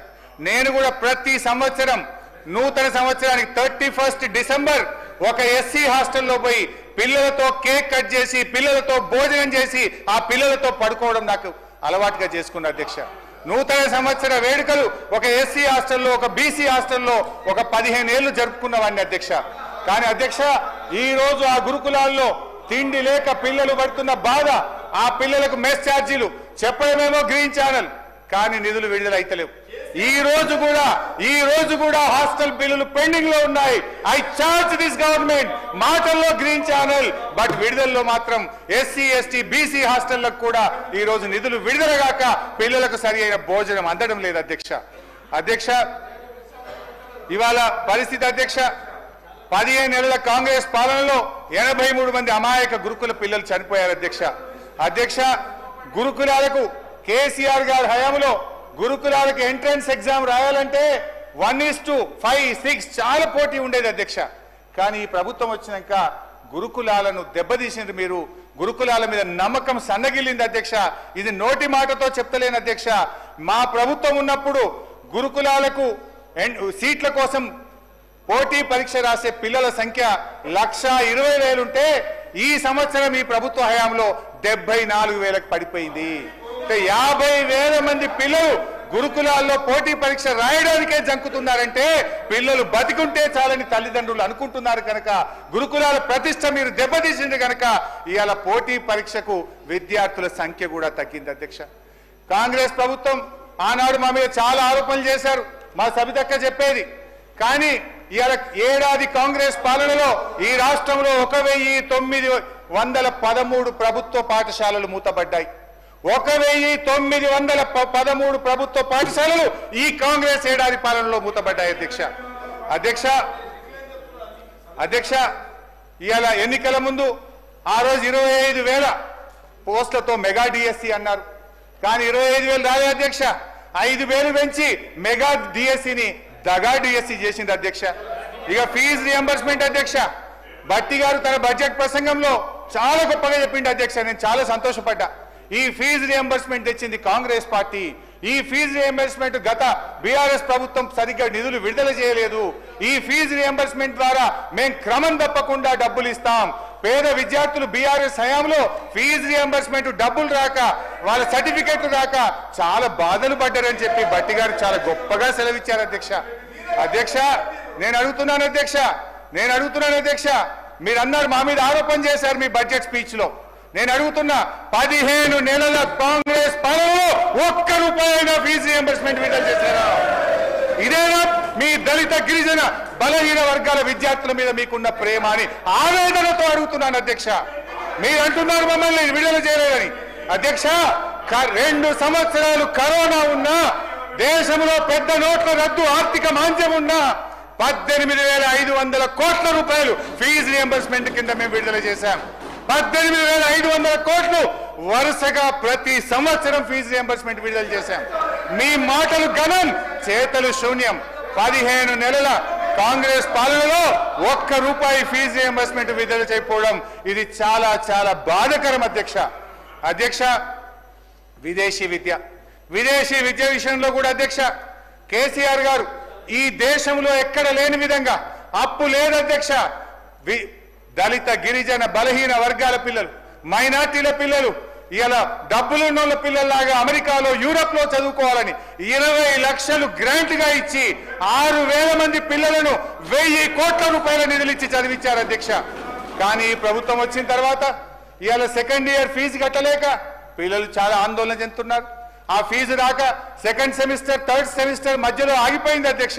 నేను దయచేసి భట్టి గారిని కోరుతా ఉన్నా, ఎస్సీల కోసం అంబేద్కర్ ఓవర్సీస్ స్కాలర్షిప్, బీసీల కోసం జ్యోతిరావు పూలే ఓవర్సీస్ స్కాలర్షిప్, మైనార్టీల కోసం సీఎం ఓవర్సీస్ స్కాలర్షిప్స్, బ్రాహ్మణుల కోసం వివేకానంద ఓవర్సీస్ స్కాలర్షిప్, వీటన్నిటికీ పెండింగ్ నిధులు విడుదల చేయండి. పిల్లల విలువైన విద్యా సంవత్సరం కొనసాగే విధంగా చూడండి. కొత్త విద్యార్థులను కూడా ఎంపిక చేసి ఈ పథకాన్ని కొనసాగించాలని నేను భట్టి గారిని సవినయంగా ప్రార్థిస్తున్నాను అధ్యక్ష. ఉద్యోగ నియామకాలు అధ్యక్ష, భట్టి గారి బడ్జెట్ మీద నిరుద్యోగులు చాలా ఆశ పెట్టుకున్నారు అధ్యక్ష. అంటే కొత్త ఉద్యోగాలు ఇచ్చేది ఉంటే బడ్జెట్లో కేటాయింపులు పెరుగుతాయి కదా. కొత్త ఉద్యోగాలకు అనుగుణంగా ఒక్కొక్క ఉద్యోగికి 30,000, 40,000 పెట్టుకున్నా అందులో కేటాయింపులు పెరగాలి. నేను కూడా చాలా జాగ్రత్తగా చూసినా, ఏమైనా పెట్టినరేమో, కొత్త ఉద్యోగాలు ఎన్ని ఇస్తారో చూద్దామని చూశాను అధ్యక్ష. ఏం పెరగలేదు అధ్యక్ష. భట్టి గారి బడ్జెట్ నిరుద్యోగుల ఎన్నో ఆశలు వమ్ము చేసింది అధ్యక్ష. పోయిన ఏడాది ఇవ్వలేదు, కనీసం ఈ ఏడాదైనా ఇవ్వకపోతారా అని ఎదురు చూసిన నిరుద్యోగుల ఆశల మీద భట్టి గారు బకెట్ల కొద్ది నీళ్లు చల్లారు అధ్యక్ష. ఎన్నికల ముందు రేవంత్ రెడ్డి గారి నుంచి రాహుల్ గాంధీ దాకా అశోక్ నగర్ కు ప్రదక్షిణ చేశారు. అధ్యక్ష, ఇది రాహుల్ గాంధీ గారు ట్వీట్ తెలుగులో పెట్టారు. ఆ రోజు ఏమన్నారు? తెలంగాణలో కాంగ్రెస్ ప్రభుత్వం ఏర్పడిన ఏడాదిలోపే 2 లక్షల నియామకాలను పూర్తి చేసి యువతకిచ్చిన మాట నిలబెట్టుకుంటాం. ఇది ఎవరు చెప్పారు అధ్యక్ష? కాంగ్రెస్ పార్టీ అగ్రనాయకులు గౌరవనీయులు రాహుల్ గాంధీ గారు చెప్పిన మాట. ఏడాది దాటింది అధ్యక్ష, 16 నెలలకు వచ్చింది. ఏమైంది మీ జాబ్ క్యాలెండర్? ఏమైంది 2 లక్షల ప్రభుత్వ ఉద్యోగాలని చెప్పి నేను అడుగుతా ఉన్నాను అధ్యక్ష.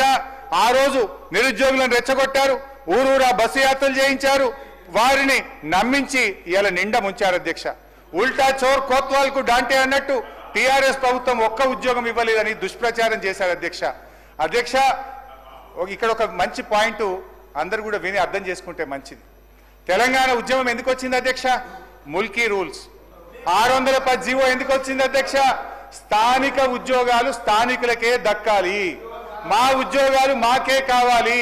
దాన్ని సాధించిండు ఇవాళ తెలంగాణ తొలి ముఖ్యమంత్రి కేసీఆర్ గారు. అందుకోసం ఎందుకంటే ఆ రోజు ఏముండే అధ్యక్ష అంటే గ్రూప్ 1లో 60 లోకల్ 40 నాన్ లోకల్, గ్రూప్ 2లో 70 లోకల్ 30 నాన్ లోకల్, గ్రూప్ 4లో 80 లోకల్ 20 నాన్ లోకల్ ఉండే. ఇట్లా నాన్ లోకల్ పేరిట మన ఉద్యోగాలు పోతున్నాయని ఢిల్లీకి స్వయంగా వెళ్లి 4 సార్లు తిరిగి 95% ఉద్యోగాలు స్థానికులకు దక్కే విధంగా రాష్ట్రపతి ఉత్తర్వులను సవరించి ఇవాళ బీఆర్ఎస్ ప్రభుత్వం నిరుద్యోగ యువతకు మేలు చేసింది అధ్యక్ష. ఇవాళ అటెండర్ నుంచి ఆర్డీఓ ఉద్యోగం దాకా 95% స్థానికులకు దక్కే విధంగా బీఆర్ఎస్ రాష్ట్రపతి ఉత్తర్వులను సాధించింది అధ్యక్ష. బీఆర్ఎస్ ఏడాది పాలనలో 1,62,000 ఉద్యోగాలు ఇచ్చింది అధ్యక్ష బీఆర్ఎస్. ఈ మాటకు మేము కట్టుబడి ఉన్నాం. ఇవాళ ఒక్క ఉద్యోగం ఇవ్వలేదని మీ తప్పుడు విష ప్రచారాన్ని మానుకోండి. 1,62,000 ఉద్యోగాలు బీఆర్ఎస్ ప్రభుత్వం ఇచ్చింది. ఇవాళ అబద్ధమే మీ ఆత్మ, అబద్ధమే మీ పరమాత్మలాగా పదే మా మీద బురద జల్లుతున్నారు అధ్యక్ష. జాబ్ క్యాలెండర్ సంగతి తెలిసిగా ఇవాళ మీరు 57,000 ఉద్యోగాలు ఇచ్చామని చెప్తున్నారు. నేను జాబ్ క్యాలెండర్ కూడా నా దగ్గర ఉంది కానీ టైం లేదని చదువుతలేను. దాంట్లో టైం మళ్ళీ నెక్స్ట్ డిస్కషన్ లో చెప్తా. 57,000 ఉద్యోగాలు ఇచ్చామని చెప్పారు అధ్యక్ష. ఎంత అబద్ధం అధ్యక్ష. ఈ 57,000 ఉద్యోగాల్లో ఉదాహరణకు అర్థం కావడానికి ఒక్క మాట చెప్తా అధ్యక్ష, ఒక్క మాట చెప్తా అధ్యక్ష. ఉదాహరణకు కానిస్టేబుల్ యొక్క నియామక ప్రక్రియ చూద్దాం అధ్యక్ష.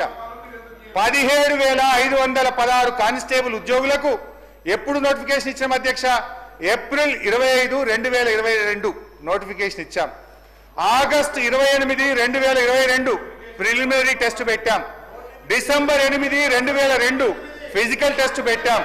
ఏప్రిల్ 23, 2023 ఫైనల్ రిటర్న్ టెస్ట్ కూడా మేమే పెట్టాం అధ్యక్ష. సెలక్షన్ లిస్ట్ కూడా అక్టోబర్ 4, 2023 నాడు ఇచ్చాం. ఎన్నికల కోడ్తో నియామక పత్రాలు ఇవ్వకపోతే మీ ప్రభుత్వం వచ్చినాక నియామక పత్రాలు ఇచ్చి మేమే అంతా చేశామని చెప్తున్నారు అధ్యక్ష. నియామక పత్రాలు ఇచ్చి ప్రచారం చేసుకున్నది ఎవరు అధ్యక్ష? ఈ పద్ధతి ఎట్లుందంటే వెనకటికోవో వంటంతా వండి పెట్టినాక గంట తిప్పి అంతా నేనే చేసిన అన్నదట. ఇవాళ వీళ్ళ పరిస్థితి అట్లా ఉంది అధ్యక్ష. ఈ వీళ్ళు చెప్తున్నటువంటి 57,000 ఉద్యోగాల్లో కాంగ్రెస్ ప్రభుత్వం వచ్చినాక నోటిఫికేషన్ ఇచ్చి వీళ్ళు ఇచ్చిన ఉద్యోగాలు 6,000కు మించి లేవు. మిగతా అన్ని కూడా బీఆర్ఎస్ హయాంలో వచ్చినవే అధ్యక్ష. బీసీ సంక్షేమం గురించి అధ్యక్ష బడ్జెట్ లో అధ్యక్ష బీసీ సంక్షేమంలో ఏడాదికి వీళ్ళు కామారెడ్డి డిక్లరేషన్ లో బీసీలకు ఏడాదికి 20,000 కోట్లు ఇస్తామన్నారు. బీసీ సప్లైని ఇస్తామన్నారు. 42% ప్రభుత్వ కాంట్రాక్ట్ లో వాటా ఇస్తామన్నారు అధ్యక్ష. కామారెడ్డి డిక్లరేషన్ లో చెప్పిన ఏ ఒక్కటి కూడా అమలు కాలేదు. ఈ బడ్జెట్ లో పెట్టింది కేవలం 11,000 మాత్రమే. బీసీలకు 2వ విడత గొర్రెల పంపిణీ చేస్తామని మాట తప్పారు. ముదిరాజులకు గంగపుత్రులకు ఉచిత చేప పిల్లలిచ్చి ఉపాధి పెంచింది కేసీఆర్. 650 కోట్లతో మత్స్యకారులకు పనుమతిచ్చింది బీఆర్ఎస్. కేసీఆర్ గారు ఉపాధి పెంచితే ఈ ప్రభుత్వం ఉపాధి కాల్పోయేలా చేస్తుంది. నాయి బ్రాహ్మణులు రజకులకు కేసీఆర్ గారు ప్రారంభించిన ఉచిత విద్యుత్ పథకం ఇవాళ ప్రశ్నార్థకమైంది. 15 నెలలుగా నిధులు విడుదల చేయక నాయి బ్రాహ్మణులను రజకులను ఈ ప్రభుత్వం గోసబుచ్చుకుంటుంది. నాడు కేసీఆర్ గారు గౌడన్నల మేలు కోసం చెట్టు పన్ను రద్దు చేశారు. పాత బకాయిలు రద్దు చేశారు, ఆటోమేటిక్ రెన్యువల్ విధానం తెచ్చారు, వైన్ షాపుల్లో 15% రిజర్వేషన్లు తెచ్చారు, నీరా కేఫ్లు పెట్టి ఉపాధి పెంచాం. కానీ ఈ ప్రభుత్వం వచ్చిన తర్వాత రాష్ట్ర వ్యాప్తంగా కళ్ళు డిపోల మీద దాడి చేసి మా గౌడన్నల్ని జైల్లో పెట్టిన ఘనత ఈ కాంగ్రెస్ పార్టీకి దక్కుతుంది అధ్యక్ష. కులానికో కార్పొరేషన్ పెట్టారు, కనీసం చైర్మన్ పదవులను వేసింది తప్ప ఇవాళ కార్పొరేషన్లకు నిధులు లేవు, ఆ కార్పొరేషన్లకు విధులు కూడా లేని పరిస్థితి అధ్యక్ష.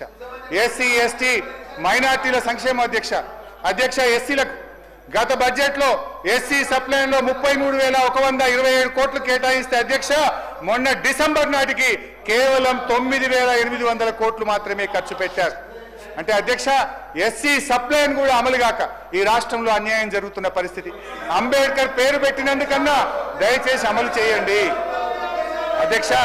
దళిత బంధు పథకం అమలు కావడం లేదు అధ్యక్ష. ఏడాది కాలంలో దళితుల సంక్షేమం కోసం ఒక్క కార్యక్రమం కూడా ప్రారంభించలేదు.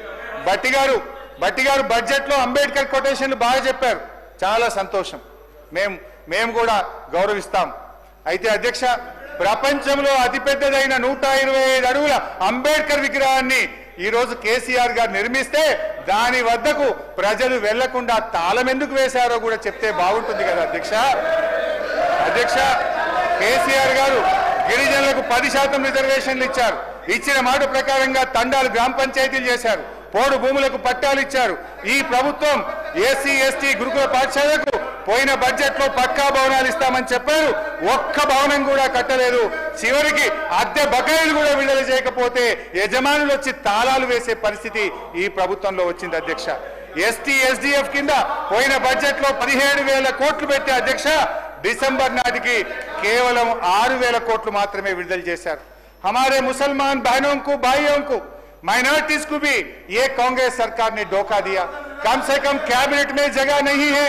पिछले बजट में 3,003 करोड़ रुपए रखे, अभी तक 1,000 करोड़ रुपए भी रिलीज नहीं करे. मुसलमानों का ओवरसीज स्कॉलरशिप बंद हो गया, मुसलमानों का बच्चों का फीस रिएंबर्समेंट का पैसे नहीं आ रहा. 1 तोला सोना देते बोले सोना किधर गए कि नहीं मालूम. शादी मुबारक का चेक भी बहुत लेट हो रहा. आज केसीआर साहब ने जो रमजान के तोहफा लाया, आज तोहफा भी खत्म हो गया, तोहफा भी नहीं मिल रहा. 203 माइनॉरिटी रेजिडेंशियल स्कूल्स रखे, अभी ये बजट में भट्टी साहब ने बोले ये स्कूल को खत्म करेंगे, ये स्कूल्स को इंटीग्रेटेड स्कूल में मिला देंगे. बोले तो माइनॉरिटीज का आपको वोट चाहिए, लेकिन माइनॉरिटी का भलाई के लिए आपका सरकार कुछ नहीं करना चाहते. क्या मैं पूछना चाहता हूँ हरीश राव गाరు अध्यक्ष. 1.5 hour సార్ 25 నిమిషాలు ఇంటరప్షన్ అయింది సార్. కైండ్లీ సార్ మీరు ఒక్కొక్క పార్టీకి 1:50 నిమిషాలు ఇచ్చారు సార్. ఒక్కొక్క పార్టీకి రికార్డులు తీయండి. మన గవర్నర్ గారి ధన్యవాద తీర్మానంలో 1:52 నిమిషాలు మా మిత్రపక్షాలు మాట్లాడారు. మాకు వచ్చే వరకే ఎందుకు గొంతు నొక్కుతారు సార్, దయించండి సార్. అధ్యక్ష పంచాయతీరాజ్ అధ్యక్ష భట్టి గారు గౌరవనీయులు బడ్జెట్ లో గ్రామ స్వరాజ్యమే దేశ స్వరాజ్యం అన్నారు. ఎస్ ఐ అగ్రీ అధ్యక్ష. గాంధీ గారు చెప్పిన నినాదాన్ని గౌరవనీయులు భట్టి గారు చాలా గొప్పగా చెప్పారు.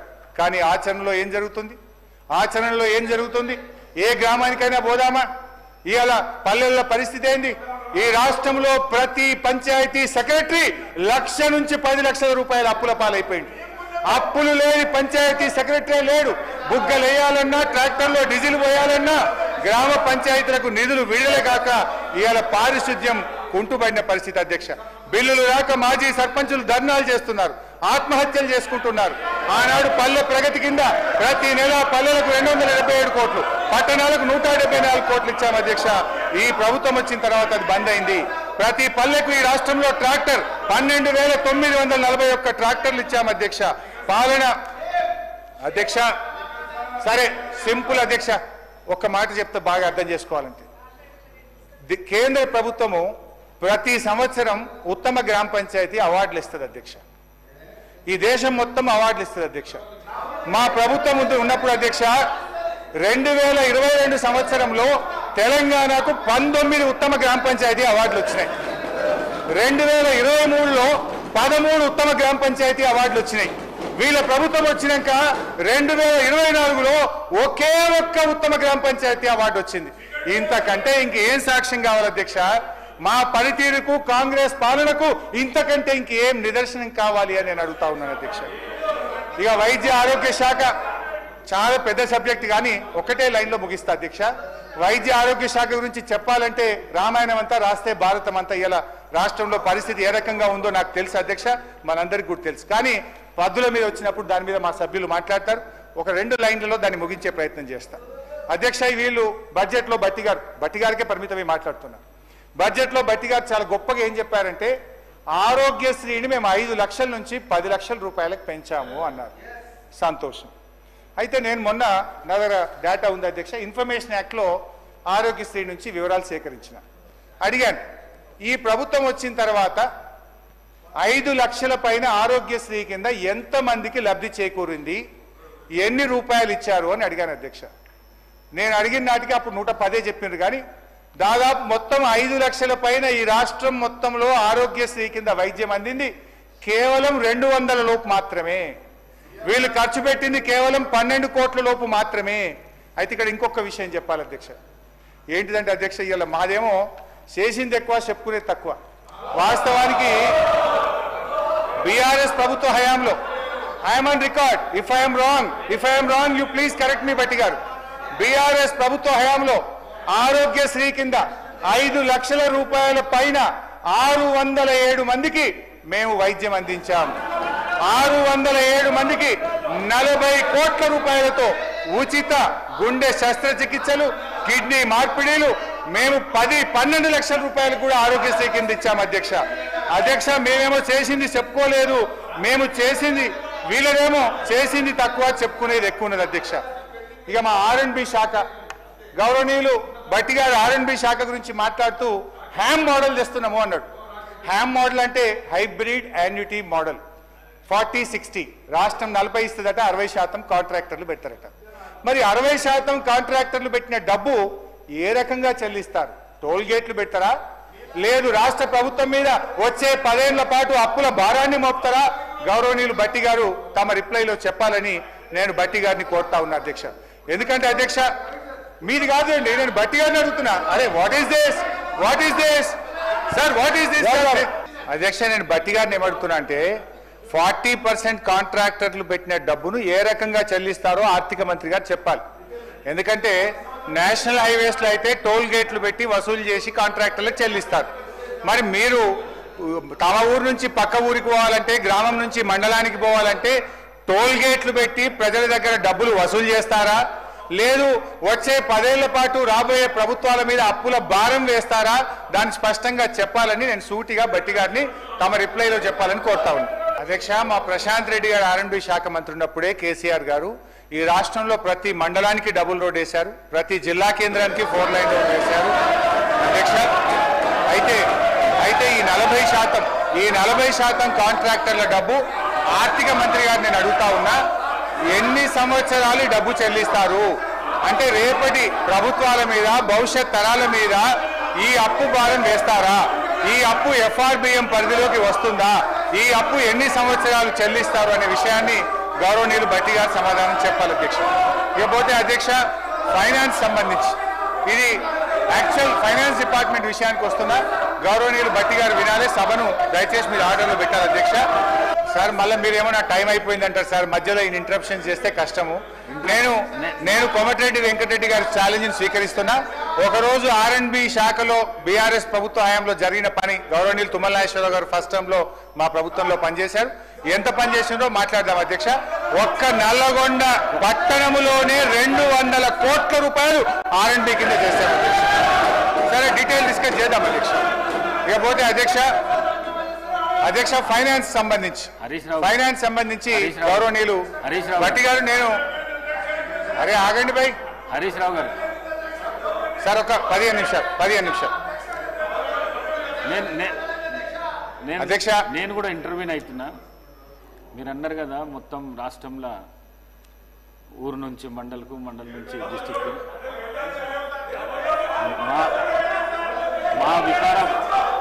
మా వికారాబాద్ జిల్లా లోపట రోడ్లు లేక పిల్లనిచ్చే పరిస్థితి లేదు.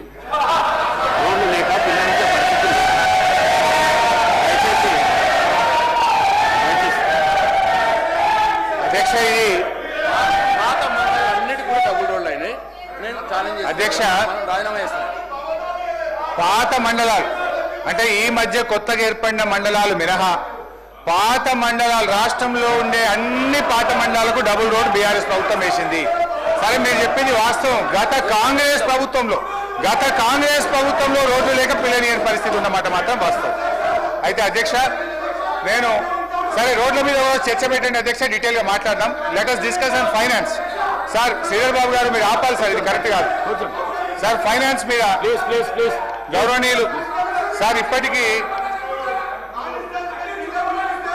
అధ్యక్ష ఇదే కోమటిరెడ్డి వెంకటరెడ్డి గారు యాదాద్రి కలెక్టర్ ప్రారంభోత్సవంకి వచ్చినప్పుడు ప్రెస్ లో మాట్లాడిండ్రు. ఇది పక్క రాష్ట్రాల సచివాలయాల కంటే మన కలెక్టరేట్ అద్భుతంగా ఉందని మాట్లాడిన విషయాలు కూడా గుర్తు చేస్తున్నారు అధ్యక్ష. ఇకపోతే అధ్యక్ష ఇప్పటి వరకు వెంకటరెడ్డి గారు 4 సార్లు, ఎల్ఏ మినిస్టర్ గారు 4 సార్లు, భట్టి గారు ఒకసారి, మొత్తం 9-10 సార్లు డిస్టర్బ్ అయింది అధ్యక్ష. నాకు కొద్దిగా డిస్టర్బ్ కాకుండా చూడండి అధ్యక్ష. భట్టి గారు దయచేసి నేను చెప్పే విషయాలు కొంచెం జాగ్రత్తగా విని మీరు క్లారిఫై చేయండి అధ్యక్ష. ఫైనాన్స్ డిపార్ట్మెంట్లో ఇది statement of physical policy to be laid on the table of the Telangana state legislature. నిన్న మీరు ఇచ్చిన కాగితం అధ్యక్ష, నిన్న బడ్జెట్లో మీరు ఇచ్చిన పేపర్, ఇందులో పేజ్ నంబర్ 14 పారా D5 అధ్యక్ష. ఇది అధ్యక్ష ఒకసారి చూసుకోండి అధ్యక్ష. దీని ప్రకారం అధ్యక్ష ప్రభుత్వం గ్యారంటీ, ఇది అప్పుల గురించి చెప్తున్నా అధ్యక్ష, ప్రభుత్వం గ్యారంటీ ఇవ్వని రుణాలు out standing risk weightage guarantee కిందికి రావని చెప్పారు. నంబర్ 1 మీరిచ్చిన వైట్ పేపర్ అధ్యక్ష, ఇది అసెంబ్లీలో భట్టి గారు పెట్టిన వైట్ పేపర్ అధ్యక్ష. వైట్ పేపర్ ప్రకారమైన నిన్న మీరు అసెంబ్లీలో పెట్టిన సోషో ఎకనామిక్ అవుట్లుక్ 2025 ప్రకారం ఇందులో పేజ్ నంబర్ 36లో చెప్పారు అప్పుల గురించి. దాని ప్రకారమైన అధ్యక్ష మన బీఆర్ఎస్ హయాంలో ఎస్పీవీల ద్వారా చేసుకున్న అప్పు 1,15,599 కోట్లు మాత్రమే. అయితే వీళ్ళు కార్పొరేషన్లు తీసుకున్న అప్పులు, కార్పొరేషన్లే చెల్లించే అప్పులను 5% వెరీ లో రిస్క్ కింద చూపించారు. సరే 89,569 కోట్లకు వెరీ లో రిస్క్ కింద తీసుకుంటే కూడా 4,478 కోట్లు మాత్రమే. అంటే మీరు చెప్పినటువంటి ఈ బడ్జెట్ బుక్ ప్రకారం ఫిజికల్ మేనేజ్మెంట్ కింద మీరు చెప్పిన దాని ప్రకారంగా ఫామ్ D5 ప్రకారంగా బీఆర్ఎస్ ప్రభుత్వం యొక్క ఎస్పీవీల ద్వారా చేసిన అప్పు 1,20,077 కోట్లు మాత్రమే. ఇకపోతే బీఆర్ఎస్ 5 ఏళ్ల కాలంలో చేసిన FRBM అప్పు 3,01,897 కోట్లు.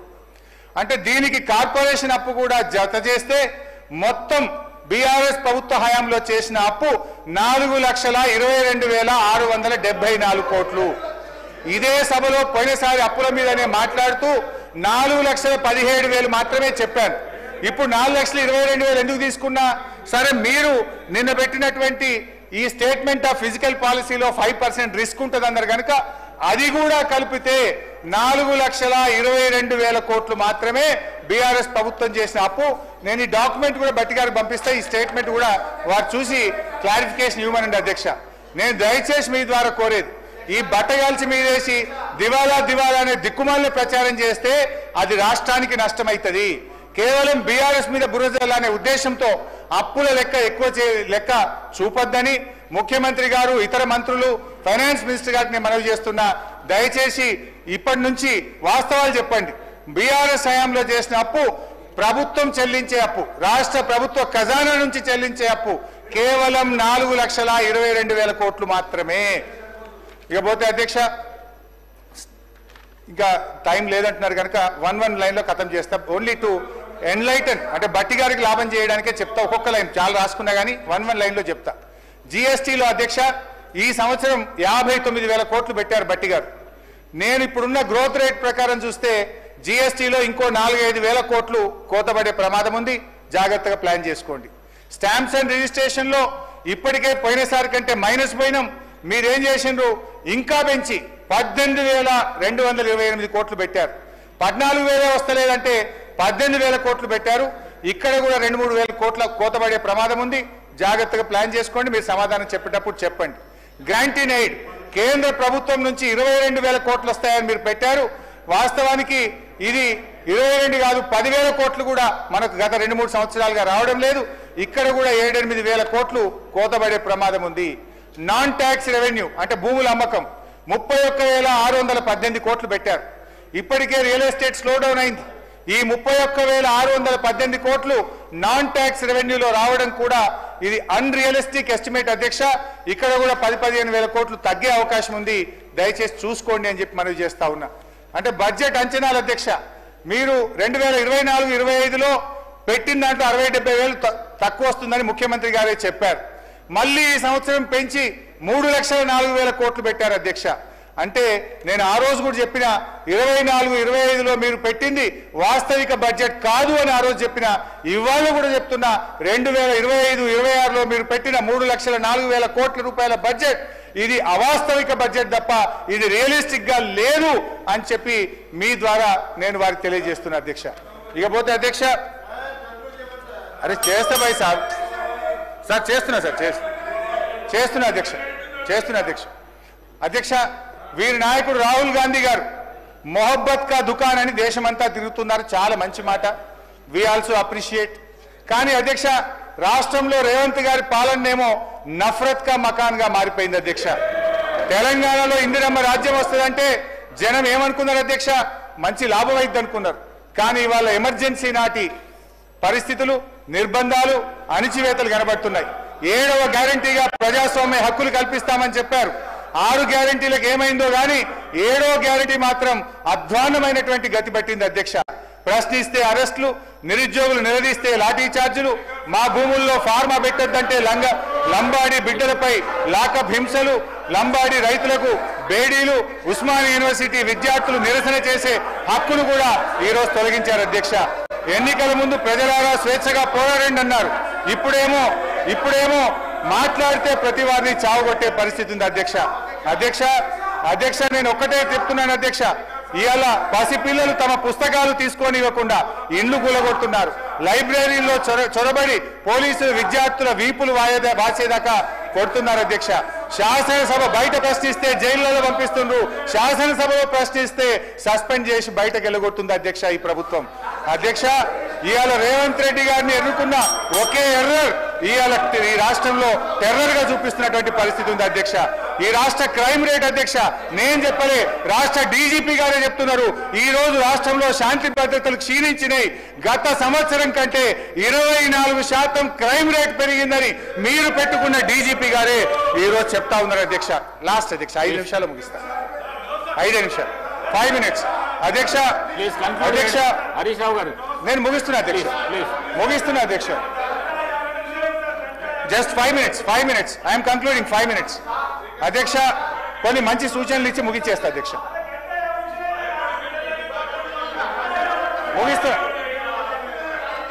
ముగిస్తా అధ్యక్ష.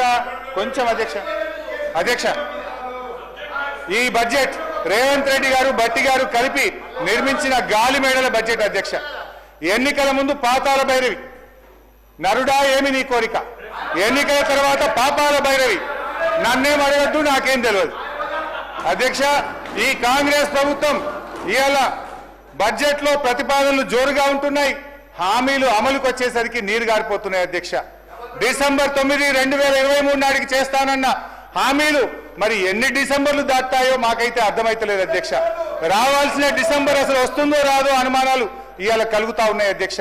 ఊకదంపుడు ఉపన్యాసాలు, ఉత్తర కుమార ప్రగల్భాలు అధ్యక్ష. వ్యక్తిగత దూషణలతో మార్చురి కంపు కొడుతున్న ఈ సీఎం గారి హేయమైన ప్రసంగాలను వినలేకపోతున్నారు అధ్యక్ష. చెవులకు చిల్లులు పడుతున్నాయి కానీ చేయూత పెన్షన్లకు చిల్లిగవ రావడం లేదు అధ్యక్ష. ముఖ్యమంత్రి గారు ఇదే అసెంబ్లీలో అధ్యక్ష ఏమన్నారు అధ్యక్ష? ఒక్కనొక్కని తోడుకలు తీస్తా, బట్టలిప్పి రోడ్డు మీద తిప్పుతా అని ఈ సభలో ముఖ్యమంత్రి గారు చెప్పారు అధ్యక్ష. నిండు సభలో చైర్ను ఉద్దేశించి చెప్పగల ఈ ముఖ్యమంత్రి గారికి ఎంత గొప్ప సంస్కారం ఉందో ఒక్కసారి ఆలోచించండి అధ్యక్ష. Thank you speaker sir. అంటే నేను కూడా ఏం ఆరోపణలు చేయలేదు అధ్యక్ష. వారు సభలో అన్న మాటను ఉచ్చరిస్తూ మాట్లాడాను. సంస్కారం అనేది ఎంత గొప్పగా ఉందని చెప్పే ప్రయత్నం చేసిన, అసలు సంస్కారానికి ఆస్కార్ అవార్డు లేదు కానీ ఉంటే గింటే అది గౌరవ ముఖ్యమంత్రి గారికి ఇవ్వచ్చు అని చెప్పే ప్రయత్నం చేసిన అధ్యక్ష. అధ్యక్ష నేను ఒకటే అంటున్నా అధ్యక్ష, వీళ్ళు అధికారంలోకి వచ్చి 16 నెలలు అయింది అధ్యక్ష. ఎంతసేపు బీఆర్ఎస్ ను తిట్టుకుంటా, ఎంతసేపు ప్రతిపక్ష నాయకుడి మీద ఆడిపోసుకుంటేనే కాలం గడుపుతారు అధ్యక్ష. ఇవాళ ప్రజలు ఏమంటున్నారు అధ్యక్ష? ఇంకా ప్రతిపక్ష నాయకుడినో బీఆర్ఎస్ ను తిట్టడం మానండి, మీ హనీమూన్ పీరియడ్ అయిపోయింది, రెండవ బడ్జెట్ ను కూడా ప్రవేశపెట్టారు, మీరు ప్రజలకిచ్చిన హామీలు అమలు చేయండి మహాప్రభు అని రాష్ట్ర ప్రజలు మిమ్మల్ని కోరుకుంటా ఉన్నారు. నేను కోరేది ఒక్కటే అధ్యక్ష, ఇలా మీరు పూర్తి స్థాయిలో పెట్టగలిగే బడ్జెట్లు 4, అలా 2 అయిపోయినాయి, అంటే సగం అయిపోయినాయి. ఇక 2 బడ్జెట్లు ఉన్నాయి. అయితే మిగిలిన 2 కూడా ఇట్లనే మీరు పుణ్యకాలం ఇట్లే చేస్తే కరిగిపోతుంది అధ్యక్ష. దయచేసి ఇప్పటికైనా ప్రజలకిచ్చిన హామీలు అమలు చేయండి. ఇవాళ మీరు ఈ ప్రతికూల పాలసీలు, ప్రతీకార రాజకీయాల వల్ల రాష్ట్ర ఆర్థిక వృద్ధి రేటు మీద నెగటివ్ ప్రభావం చూపుతా ఉంది, రాష్ట్ర ఆదాయం తగ్గుతా ఉంది. ఇప్పటికైనా మేల్కొనకపోతే రాష్ట్రం ముందు ముందు మరింత గడ్డు పరిస్థితిని ఎదుర్కోవాల్సిన పరిస్థితి ఏర్పడుతుంది. జనరల్ ఏమంటారు అధ్యక్ష, రాజ్యం అసమర్థమైందిగా మారినప్పుడు ప్రజలపైన అణిచివేత ప్రయోగిస్తుంది. ఇవాళ ఈ ప్రజల అనుభవంలో ఏముందంటే ముఖ్యమంత్రి గారి తిట్లు, పోలీసు వాళ్ళ కోట్లు, అక్రమ కేసులు తప్ప ఏం కనబడతలేవు అధ్యక్ష. కేసీఆర్ గారి పాలనలో ప్రజా సంక్షేమాన్ని, అభివృద్ధిని చవిచూస్తుంటే మీరు కొత్త ఆశలు రేపారు. మిమ్మల్ని నమ్మిన పాపానికి జనాన్ని కాటగలిపారు. వైకుంఠపాలిలో పెద్దపాము మింగినట్టు అయిపోయింది అధ్యక్ష. ఆ మార్పు ఏమిటో జనానికి తెలిసిపోయింది. జనం తీర్పు ఏమిటో ఓట్ల రూపంలో తెలవడానికి ఇక కొంత సమయం మిగిలింది అధ్యక్ష. ఒకటే నిమిషం అధ్యక్ష, 1 minute ప్లీజ్. ఒకటే నిమిషం అధ్యక్ష. ఒక చిన్న కథ చెప్పిన ఉపన్యాసాన్ని ముగిస్తా అధ్యక్ష. ఓన్లీ 1 minute అధ్యక్ష. పంచతంత్రంలో చిన్నయ్య సూరి గారు చెప్పిన కథ అధ్యక్ష. ఇది పంచతంత్రంలో చిన్నయ్య సూరి గారు చెప్పిన కథ అధ్యక్ష. ఒక నక్క ఆహారాన్ని వెతుకుంటూ ఊర్లోకి వచ్చిందట అధ్యక్ష. అక్కడ రజకులు ఉపయోగించే నీలి రంగు ఉన్న తొట్టిలో పడిపోయింది. ఆ నక్కకి ఏమైపోయింది, ఆ తొట్టిలో పడితే ఆ నక్క ఒంటి నిండా నీలి రంగు అంటుకున్నది. ఆ నీలి రంగు అంటుకున్న తర్వాత అది మళ్ళీ అడవిలోకి పోయింది. ఇదేదో కొత్త జంతువు అనుకొని అడవిలో ఉన్న జంతువులన్నీ భయపడ్డాయట అధ్యక్ష. ఈ నక్క కూడా ఇదేదో బాగుంది, అందరు నాకు భయపడుతుందని నేను దేవుడు పంపిన దూతను, ఈ రోజు నుంచి నేనే మీకు రాజును అని ఆ నక్క అన్నదట అధ్యక్ష. జంతువులు భయంతో అంగీకరించాయి. ఆ నక్క జంతువులను అనేక